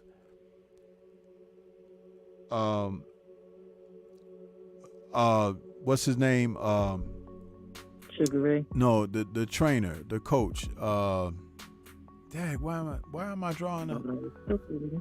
Sugar Ray's trainer. When Angelo Dundee, he said, "You're blowing it, kid. You're blowing it." He was like, "You got to be quicker. You got to go and take the fight away from him." And Ray Leonard went out in that 13th and 14th round, and he took the fight to Tommy Hearns, and Tommy Hearns had got tired, and Ray took it to another level, and he won. See, you sometimes you have to do it that way, and it doesn't always have to be a knockout. But when you show those people sitting ringside that you can dig deep and come back, this is why people loved Evander Holyfield. This is why people loved fighters like James Toney, and they would pull victory from the narrow jaws of defeat. It's like they could come back. See, that's the thing. Why I like Evander. Yeah, that's the thing. And you don't see a lot of that in the sport, because sometimes a guy, when he's done, he's done. I've seen fighters just practically lay down on the canvas because they ain't got no more.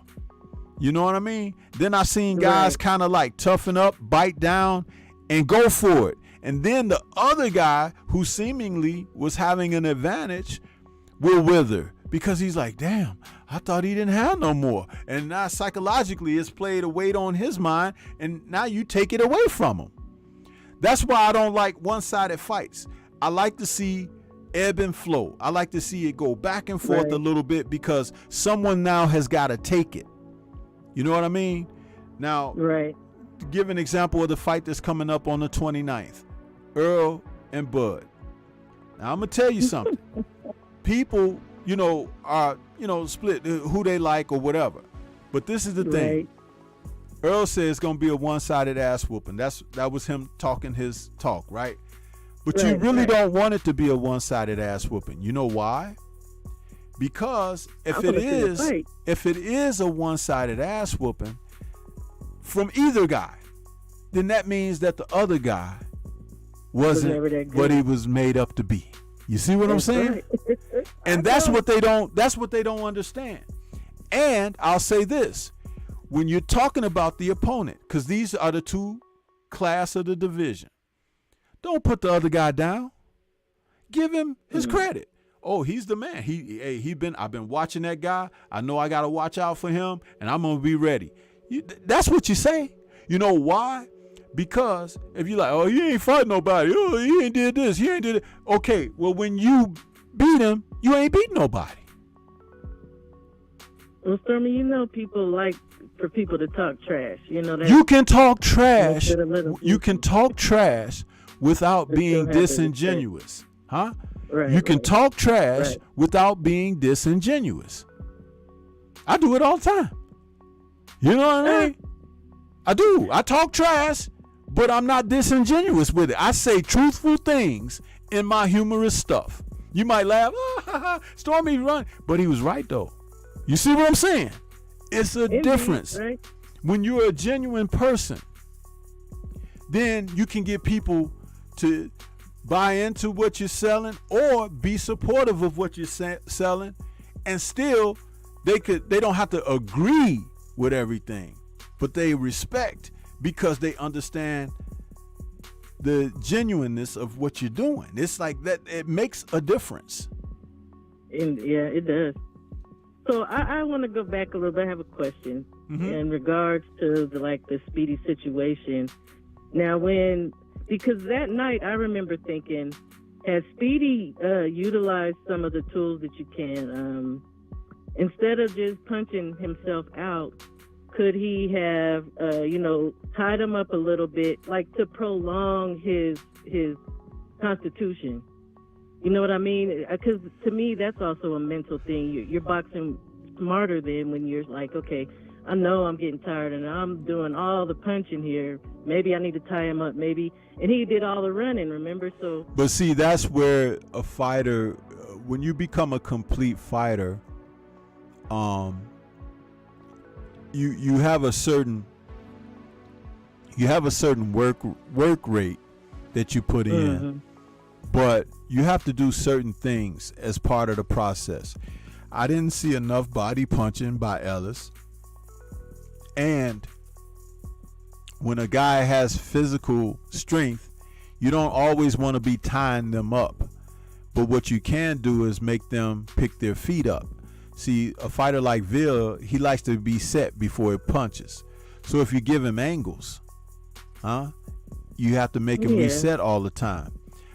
In other words, look at Sweet Pea Whitaker. He was a perfect example of that. I'm not saying you have to box like Sweet Pea Whitaker, but look at his footwork and his ring generalship of how he was able to make guys follow him around. And he wasn't running. It was like he was stepping. He'd step over, give an angle, and he'd shoot a power jab and step off the line. It's like, but see, remember, this is not something you do in the fight. You do it in the gym. This is where you hone your craft so that it becomes second nature in the fight. We don't see enough of that. We see guys trying to fight, and they'll fight till they don't have no more fight in them, and then they might lose or get stopped because they've given whatever they had. But see, if you do that in the gym, that's what you're gonna get in a fight as well. I don't know how many of these guys go in the gym and just work on their defense when they sparring. Work on their defense. Work on stepping around a guy. So what, the guy's landing a few more punches than you during the round of sparring, but you're working on the guy that you fight on fight night, not landing as many on you on fight night.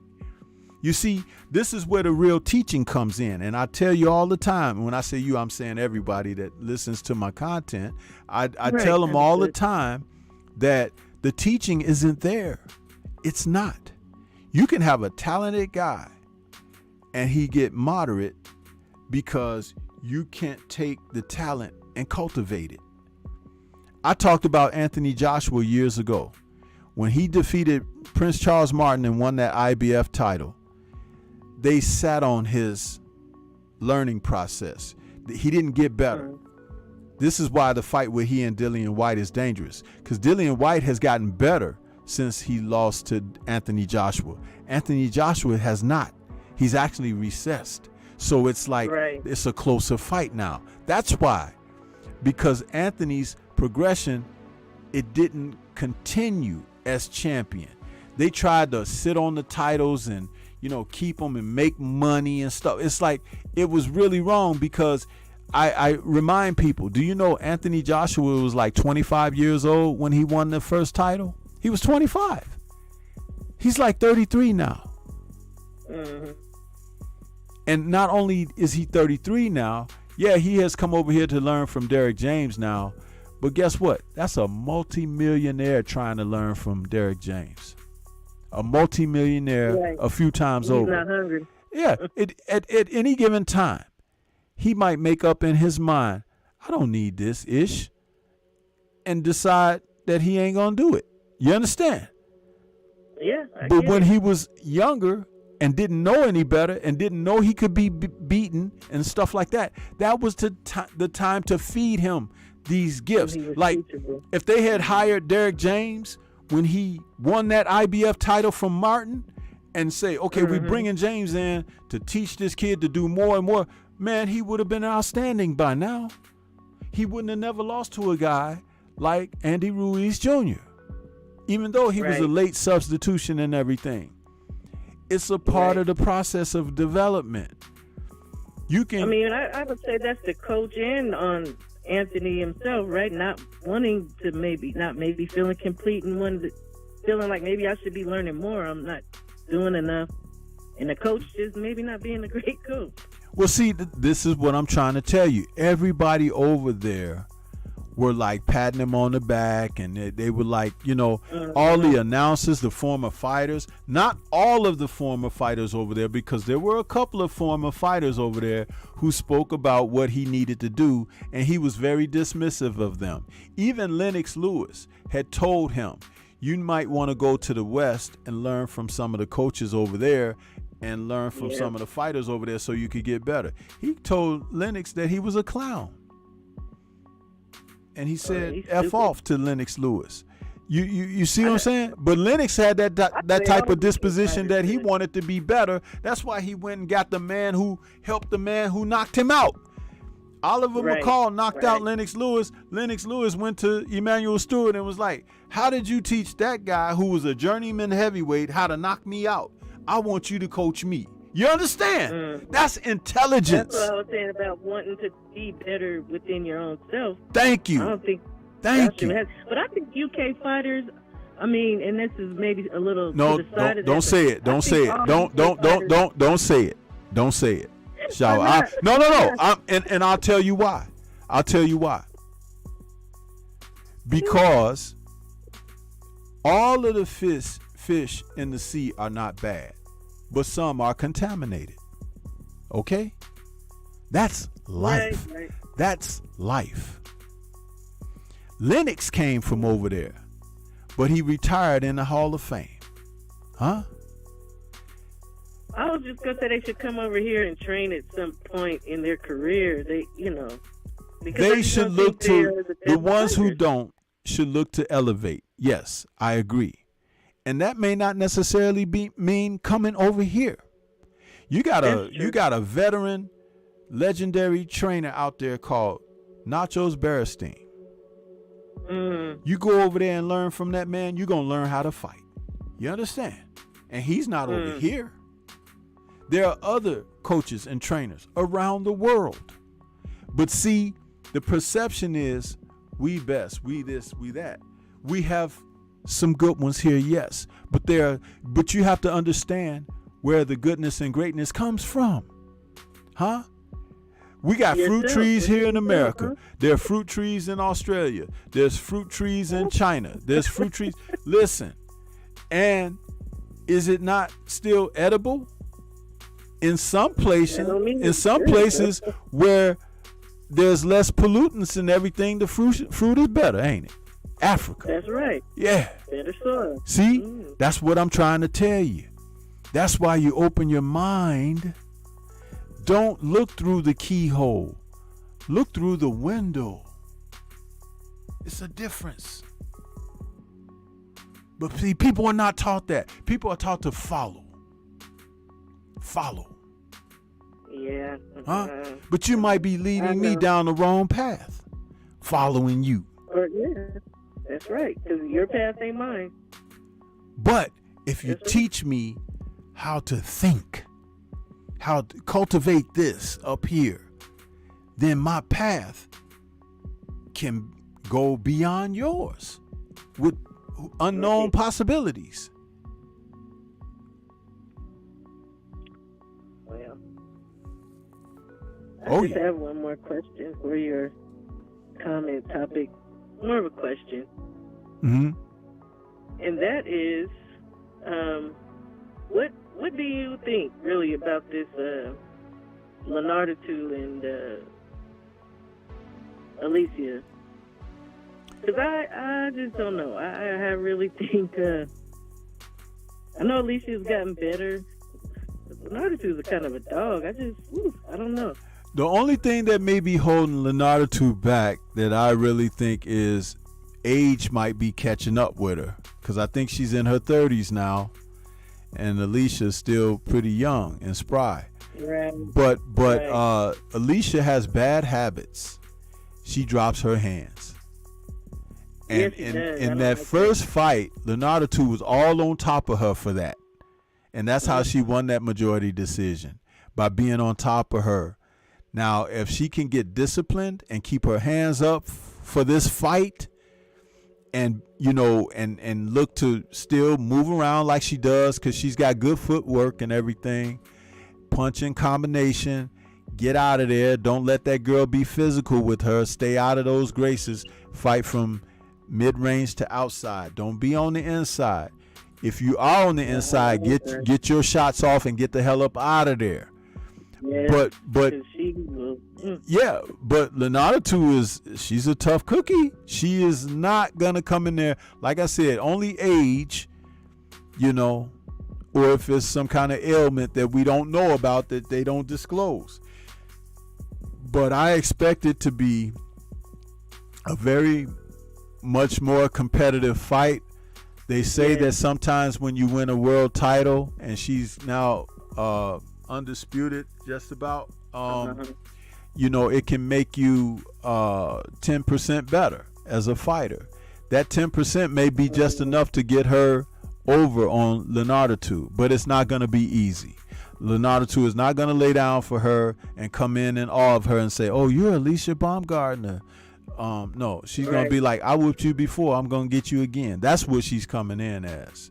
You know what I'm saying? And Alicia's still dropping them hands. Them last couple of fights, the girl she can't stand, Michaela, and the other one, her whole persona of being the slick fighter, she still has that habit. She's still dropping. She don't have no guard. And there's another bad habit she has.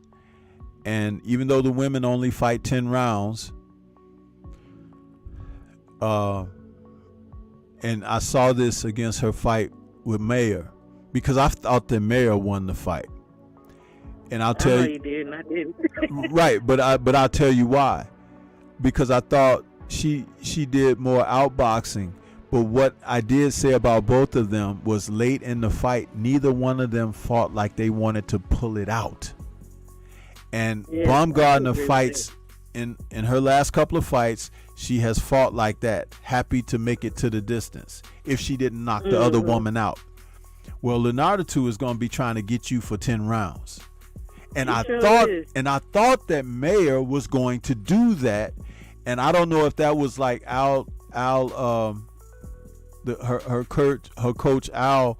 I didn't know if that was him not encouraging Mayer to do it, or if they just weren't thinking and they thought they had won all the rounds, which was still a wrong way to think about the fight. But maybe it just wasn't in her. But Baumgartner, in this fight, she's got to close strong. If it's the 8th going into the 9th, if it's the 9th going into the 10th, make Leonardo think you're still trying to knock her out. You understand? Right. And Right. that's the difference.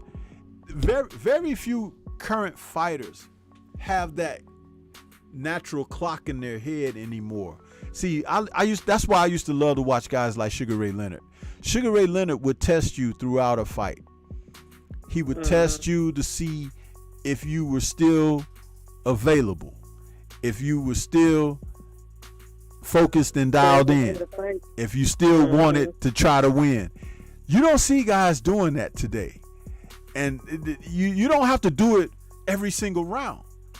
But there are rounds that you should go out there and check the guy out and see if, or the girl out to see if they still really want it. You'll be surprised, because a fighter is supposed to put on the poker face. They ain't supposed to show you that they're wearing out, that they're wearing down and everything. Right. The body language, they're not supposed to, the good ones and great ones aren't going to offer that up. You have to pull that out of them.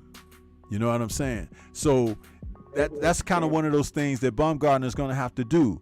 She's going to have to finish up strong. Now, it's great if she gets her up there early and hit her with a shot and knock her out. Oh, that would be great. More than likely not to happen. But if it's going late, you have to be prepared to do certain things when the fight goes late. Yeah, I just don't know that I feel like it's something about her that, like you're saying, like when it's coming to a close, if you're feeling like you are ahead of the game, and I think I've heard you say this about her, or maybe it was KC, like it's the thinking you're cute and you got this in the bag, and it's like, girl, you need to, mash the gas just because. I mean, I would never leave something to chance. and Leonardo ain't going to be the one. She's not going to be the one. Because, like you said to it earlier, if she gets close in on her body and that girl don't have her guard up, she's not in a defensive. She's going to get what I call smurdered. Yeah, I watched their fight just a few weeks ago, maybe like 3 weeks ago. 3 weeks ago, I watched their fight, their first one, and I was just amazed at how Leonardo, was so aggressive consistently. I was like, man, she was on top of her. You know what I mean? So that she fights like that, yeah. Yeah, and again, fighters like that get the benefit of the judges too. That's why I said she has to. I'm saying I think it's gonna be tough for old Baumgartner. She can't. She really gonna have to, like you said, she gonna have to put on for this. She can't just go in there and be cute, real cute Baumgartner. She got to be the dog. Mm-hmm. Yeah. Yeah. And that's a good fight too. That's a good fight. Because Baumgartner is dangerous early though. That girl can punch. Do you know when she caught Harper, right? Terry Harper. She wasn't expecting that kind of power, but that was like the second round or third round she caught Harper like that. Mm-hmm. It was like boom. She was like, whoa. I was like, that girl can hit. But I like to see that. I like to see, because I'm talking about the women fighter. I don't know if you were catching the whole show this evening or not, but I talked about Marlon Esparza, who's fighting this weekend too. I like the fact that the women's division of boxing has become so much more profound in the technique area. These women know how to fight now. They're really throwing punches with leverage and power and stuff, and you can see it. It's totally different from when Layla Ali and Christy Martin and all of them were fighting back in the day. Mia St. John. Right. When a lot of them were just pushing their shots. These women are throwing shots from the shoulder and the waist, and turning into them. I mean, Clarissa Shields is no joke, and people are like, they don't want to give this woman the credit. That woman can fight.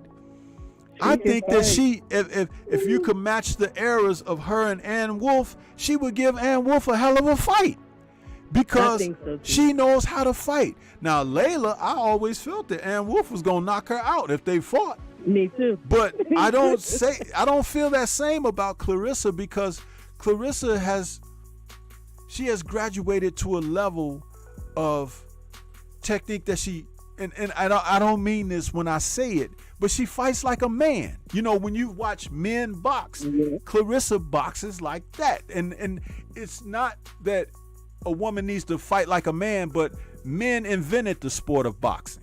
So they set the standard bearer. So, but Clarissa falls into that standard bearer. And she talks about she spars with men and stuff like this. So it's like, it's not difficult for her to understand how to throw a short shot with leverage or turning into it and getting you know, she's a complete fighter. Shadeja also does that. Shadeja also fights like a man. Yes, she does. I've seen some tape on her. I don't think that's a bad thing to say. Because no, like you said, men invented this sport, and that's almost a compliment to me. It would be to say, "Oh, girl, you fight like a dude." But that's my job, though. I'm going in there to fight. I would want to fight like a guy to beat up the next girl. You know what I mean? Yeah. Nothing wrong with that. Yeah, and she has the ability to make adjustments too. You know what I mean? And that's really great to see. Yeah. I love that she listens to her. Like, that's one of my pet peeves about fighters is when you hear them in the corner and you hear them getting direction, do they go back out there and do they execute? And she is one of them. Errol does it. Frank does it. Like, there's certain people that listen to their coach and they do what they're told. I love that. Right. Absolutely. And that's why, like I said, I enjoy covering them. I enjoy watching their fights because I can see the level of their game that has risen. You know what I mean? And you know what's funny? Like, you got the WNBA, right? But nobody watches that really, you know? Right. But women's boxing, people watch because they've grown. Like I said, that gap has closed from, oh, it's just some girls out there, until like, no, this is boxing. You know what I mean? You can see the technique. And it's better that they're technical now. Yeah, you can see the technique. You can see the footwork. You can see it so much better. I remarked when they had Alicia Baumgartner a couple of weeks ago sitting ringside. I forget who was fighting, but they showed her sitting there, and she held her arm up and made a muscle like this. I said, damn, that girl got guns better than some of the guys in the sport of boxing. And that comes from training and working out, not trying to lift weights and get strong, because real boxers, their arms will be defined because, you know, you're hitting the bag and all of this. A lot of people don't understand that. Traditional boxing exercises and everything can get you in ultimate condition. It can. You don't have to hit the weights and all of that. People hit the weights and stuff nowadays because that's part of, but the old trainers didn't want you to lift weights because they feel that muscle weighs you down. And it takes oxygen. It takes oxygen and more blood and all of that. Yep. Right, it tires you out faster. They would rather you be slender and reedy, you know, in your arms and in your torso and even in your legs. You know, I talk about Anthony Joshua being too big. I hear the guys in the chat out there talking about how he weighs. It's like if he don't cut that muscle out, and he's getting older now, which is going to be harder to do. So it's like if he don't cut that muscle out, he's still going to gas out and everything. You know why? Because he gets anxious in there, and you get that anxiety that eats up a lot of your conditioning right there without even throwing punches. That eats up energy too. Yeah, that eats up your energy too. Yeah. I think wiry fighters are like the best because I like to say they're like a whip. Yeah. You know, they're super strong. Whether people, you know, some people don't think so. Oh, they're so skinny. Yeah, but they can fight and they can hurt you too. That's right. Look at guys like Tommy Hearns. You know, those guys. You know, he was muscular, but he was skinny muscular. You know, Deontay, skinny and muscular like that. You know, it's like, you know, but yeah, absolutely. But I'm loving what I'm seeing from the women. I'm like, keep bringing it, because these women are doing it up. They are doing it up. You got Amanda Serrano out there. I mentioned Sinisa Estrada earlier. You got Sadisha out there. You just some good fighters. And I'm like, man, I just want to sit down and watch them. Shoot. So, okay, I said that was going to be my last, but now that you brought some other stuff, I want to talk about Franchon last week. Yes. Did you notice that she was fighting in a different style, or was that just me? Yeah, she was. And I think early on, she spent too much time trying to show Savannah Marshall that she was strong. That too. Instead of putting her hands, than, instead of putting hands on Savannah, because I saw it. She hit Savannah early in that first round with a couple of shots that made Savannah's eyes buck like, oh shit, because she didn't know Franchon could hit like that. And Franchon spent more time wrestling and grappling and, holding and all of that when she should have been letting them hands go. If she was letting them hands go, she probably could have knocked Marshall on her ass. But she did too much of that, and then the physicality of all of that made her tired because that's not how she normally fights. And then when Savannah started boxing from distance and mid-range and just sticking her shots out there, she started scoring all the points. Yeah, she got in a rhythm. Yeah, it was crazy. It's like, when you get close in boxing, one of the best things that a coach and trainer can teach you is not so much about tying someone up and wrapping them up, but to teach you how to keep your hands close to your body to protect yourself and to be prepared to throw countering shots. Because you could be shoulder to shoulder with someone, and they could throw shots at you, and you could catch them and block them and slip and dip under them and fire back. Charlo. But it's like that's a lost art. They're not really teaching that a lot now. Guys be looking when they get close to hold. I gotta hold them. I gotta hold them. Holding and tying up, that can wear you out too. It's nice to be able to know how to do it, but you don't do it as a tactic and strategy. You do it in a moment of putting yourself in a position to get reset. You know what I'm saying? That's when it's done. So what I noticed from Franchon was that more that she was throwing more straight shots. She was jabbing, where usually she reminded me more of a brawler. A lot of looping shots and hooks, where this time, like you say, it was a lot of grabbing, but her shots, it almost looked like she was trying out a new style. More of a straight shot, a straight jab. And she didn't go to the body. She didn't go to the body. That too. She did not go to the body, because the way that she punches, if she was hitting Savannah in the rib cage and in the belly and stuff like that, it would have been such an easier fight for her in the later rounds. Because all that holding and tying up and grappling, that could have been you on the inside working. I think I heard she had a new trainer too. I think. I'm not quite Well, sure. no, listen, I talked about that in my post fight. She had Sugar Hill Stewart in her corner. Maybe I heard that from you then. Huh? Okay. Maybe I heard that from you then. Well, I'm saying she had Sugar Hill Stewart in her corner.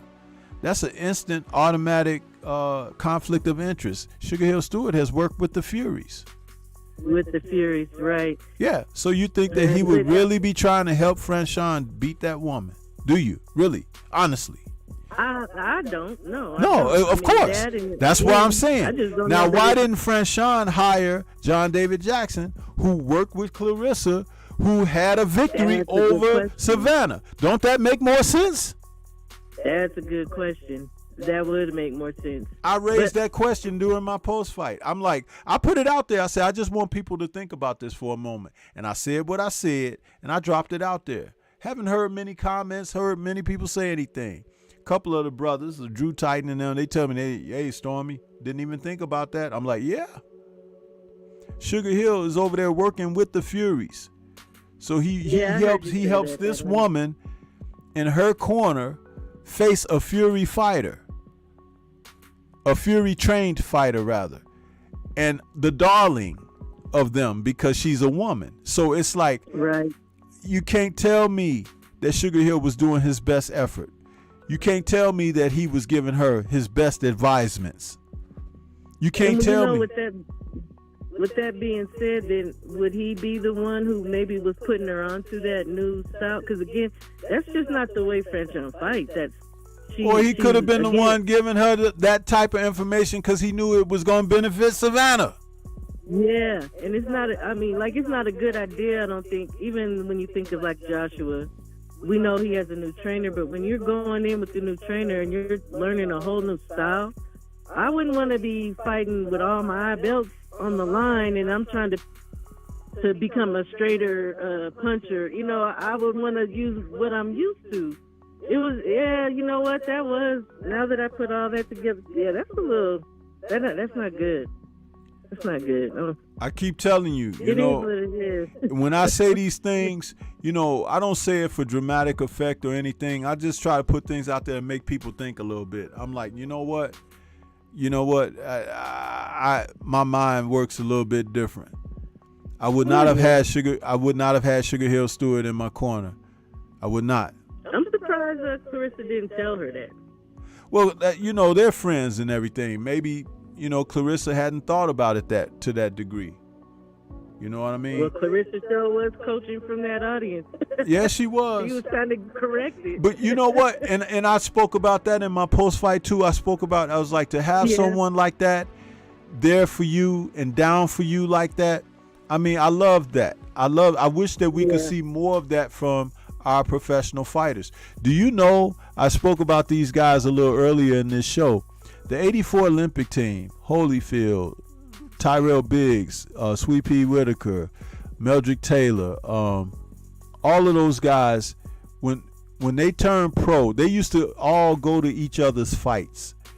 And when they were in the Olympics, they had this little salute that they would do with each other. They would cross their arms and bump their fists and hug each other. They continued that into their pro careers until they all became champions. And they would show up at each other's fights for support. I love that.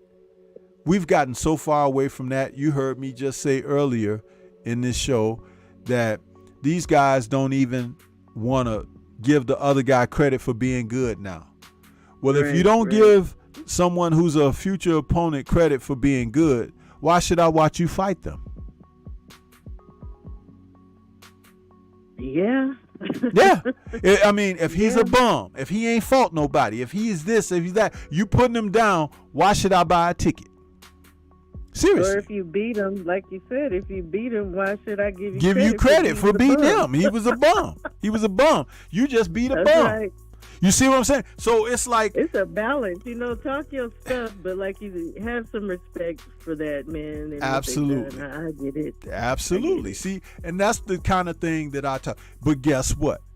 I've coached people. So does that sound like sentiment coming from a coach or not? Of course. It should, but I don't know that all coaches think like that, clearly. Because they're dumb. We don't see that. No, listen, because they're dumb. And I'll tell you, remember, I said the teaching is poor out here today. You got a lot of coaches. You got a lot of coaches that don't want to have someone as a rival for their fighter. You know what I mean? Or rival them. I listened to a live stream earlier today. I think it was on Fight Hype or Fight Hub, where they had Virgil Hunter and Breadman talking about the Spence and Crawford fight with Kell Brook and Sean Porter. Sean Porter, yeah. And I watched that. Those guys sat there and gave one another information and credit of what they saw and everything, and it was very nice to watch and listen to. I like that because they were men who were capable. And they could sit there and share sentiments. Even the fighters themselves, Porter and Brook, fought both men. But they were able to exchange ideas and sentiments that showed strengths and weaknesses of the fighters. And that's respectable. I'm like, this is great. You know what I mean? So when I sat there, I like that. Of course, because it was genuine. Didn't I not say a little while ago, when something is disingenuous, you don't have a tendency to buy into that. You walk away from it. You don't want to have nothing to do with it. But when it's something that is truly genuine, you feed into it. Because that old saying about that comes from the heart goes to the heart. It was genuine from the coaches from Kel and from Sean, like all around, and it wasn't competitive. It wasn't petty. It was just actually hearing these men's thoughts, and like you said, you could tell it was genuine. I really enjoyed that little podcast. Yeah, that was excellent. That was excellent. Yeah, and the breakdowns, and yeah, I like that. I actually probably want to watch it again. Yeah, me too. I'm actually going to watch it again too. I might even do a video on it because of the quality of what was being said. And see, when I do my video on it, I'm not going to talk about what they were talking about the fighters as far as who they think going to win and stuff. I'm talking about how they're able to articulate the ideologies of boxing and how they can come together from their own experiences and their own perceptions and put something together like that. That's very important because there's Right. lessons to be learned out of that. See, that was like a session. That was a class to me, listening to that.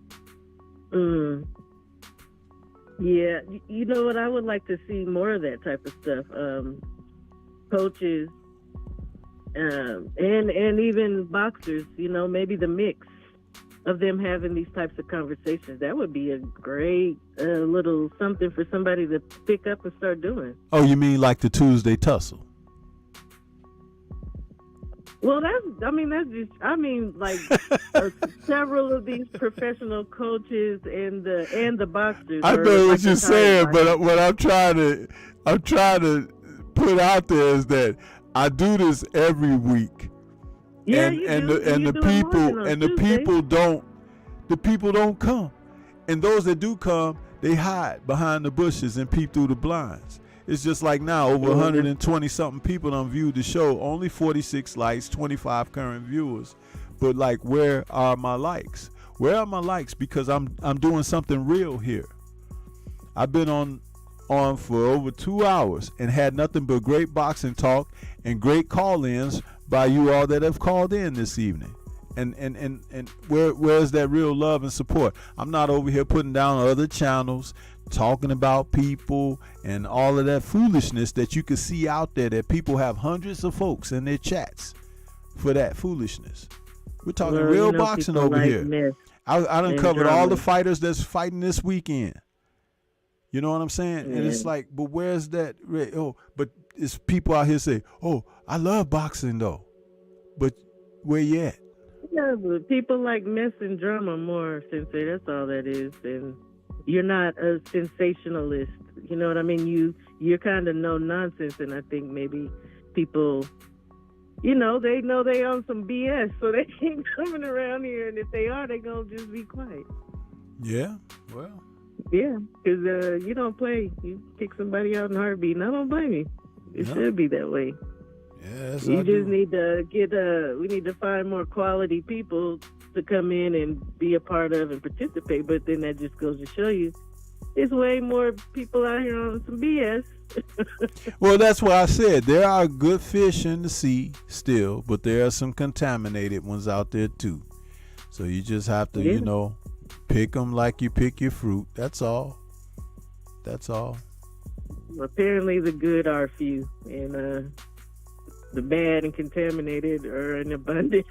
Well, and the good are enough to keep us going and rolling. That's the way I look at it as well. I do look at it like that, because this is why I do it, for the good.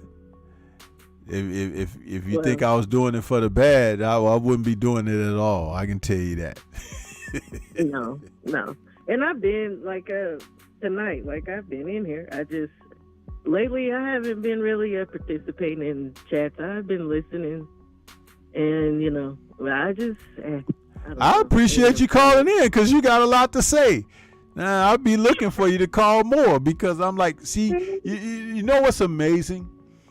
And this is what I said about, I do my Sunday call in, but even every once in a while when I do this boxing rap, I might have a call in for that. But the whole point of it is to be able to establish dialogue, a conversation for the sport that we profess to love. Because once you do that, people really don't mind listening to good boxing talk. They'll listen. whether they want to show your love and support or whatever, but they still will listen like they've done here, because they say, man, they're talking some real stuff there. So, you know, and at the end of the day, hey, if I can do that, I'm happy. Yeah. I mean, now that I've called, it won't be the last time I call in, but I don't know. I think I've just been in a funk lately, and I just haven't been chatty in the chat. I just don't feel like it, but I've been listening. You know, I don't know what's going on. But I still want to talk boxing, so. Oh, yeah. Well, you know, around these parts, there's always some good boxing conversation to be had. And maybe even a joke or two, because I can, you know, sometimes be a little silly, but I don't want people to try to take me for no fool. Yeah, we know. Yeah, we know. Yeah. So. All right, Stormy, I'm going to get my butt off of here. I appreciate your call. Wait. Yeah. Wait a minute. My husband's asking a question. Is he going to, or does he want to? He's asking if you're going to do a show on Craven, the movie. Craven? The new Marvel movie coming out. Oh, yeah, when it comes out, because I intend to see it, but it's not out yet. He's asking if you're going to do a show on it, yeah. Yeah, he does I do the Stormy B Man Reacts videos, and sometimes the Nerds on Culture we will cover, because like right now we're in the midst of Secret Invasion, and just had the 3rd episode of that. That's looking pretty darn good with Samuel L. Jackson on Disney Plus. But yeah, I intend to talk about Craven as well. Yep, because it's a Marvel film. So when you do your noise, yeah, you should have a call in too, so this geek over here can call in. Yeah, I'll run that by Drew Titan, because we were talking about that, you know, to have more people and encourage them or something. So we may have a segment where we can introduce some call-ins for that as well. So good idea, very good idea. Yeah, I know he'd love to talk with y'all. But okay, Stormy. Yeah, and we spell it Noids, but it's basically nerds. Noids is just a play on the words, but yeah, man, that's. I like Noids though. Yeah, we do our little thing. That was going to be the show tonight, but Drew's schedule changed again, so we pushed it back on Monday. So we back on Mondays again. So next Monday we'll be back with that. And that show will be our favorite DC comic book films.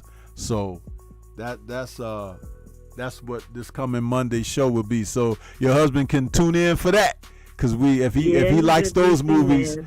I mean, we're talking about all the DC comic book films that have made up to this point. Which ones are your favorites? You know. Yeah, so, he's a DC man. My whole upstairs is a testament to that. So I like them both. And he's by.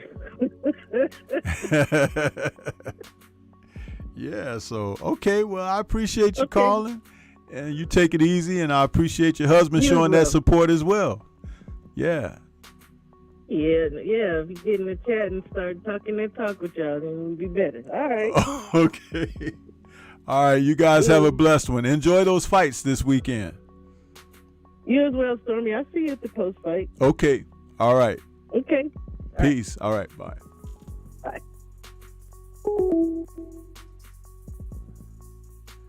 All right. Great call there from the Sister Shower. Appreciate. Yeah, so I didn't know I would be on this long, but we had great conversation, so I am not mad at that. So great show. And before we get out of here, want to have a word from my man, the Focus Ball. Yeah. Get ready to take your striking game to the next level with the Focus Ball. Dramatically improved footwork, timing, head movement, hand-eye coordination, reflex, and overall fight IQ. It's lightweight and extremely portable, so you can train every time, everywhere. When you don't have a coach to do mitt work, get a focus ball. When you don't have a heavy bag to hit, get a focus ball. When you don't have a sparring partner, get yourself a focus ball. And when you just want to have fun punching and kicking, get a focus ball. When you train with the focus ball, you train your eyes and your brain to read punches so that you can hit and not get hit, making this very simple device a must-have for all combat sports athletes and enthusiasts alike. So if you want to take your striking game to the next level, don't wait. Get the focus ball now.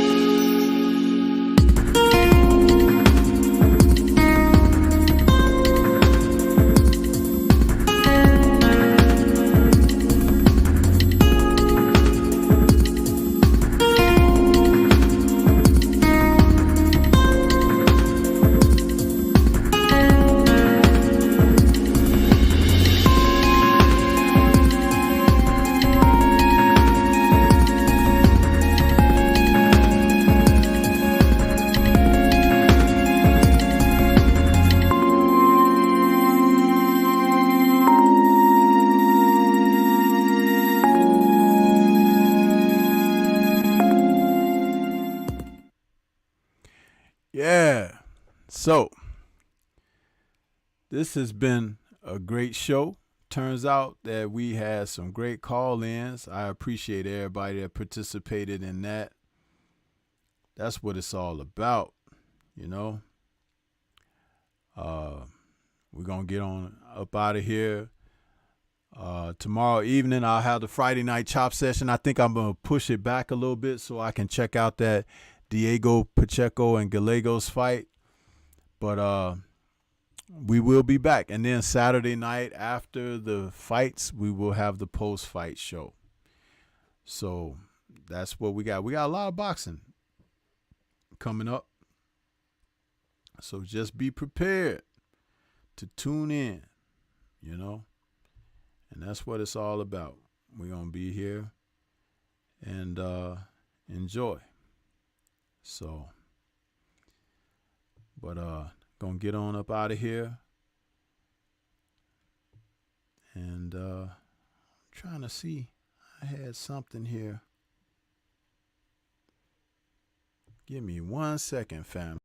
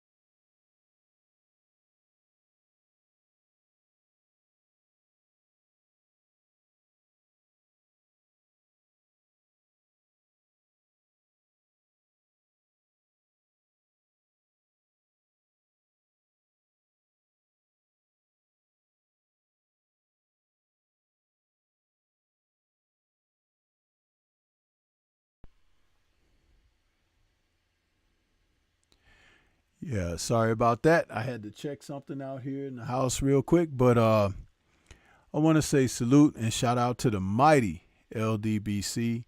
This has been another episode of Stormybman'S Boxing Raps. And I hope you guys enjoy those fights coming up. Peace to everybody out there. Have a safe and happy weekend. We up.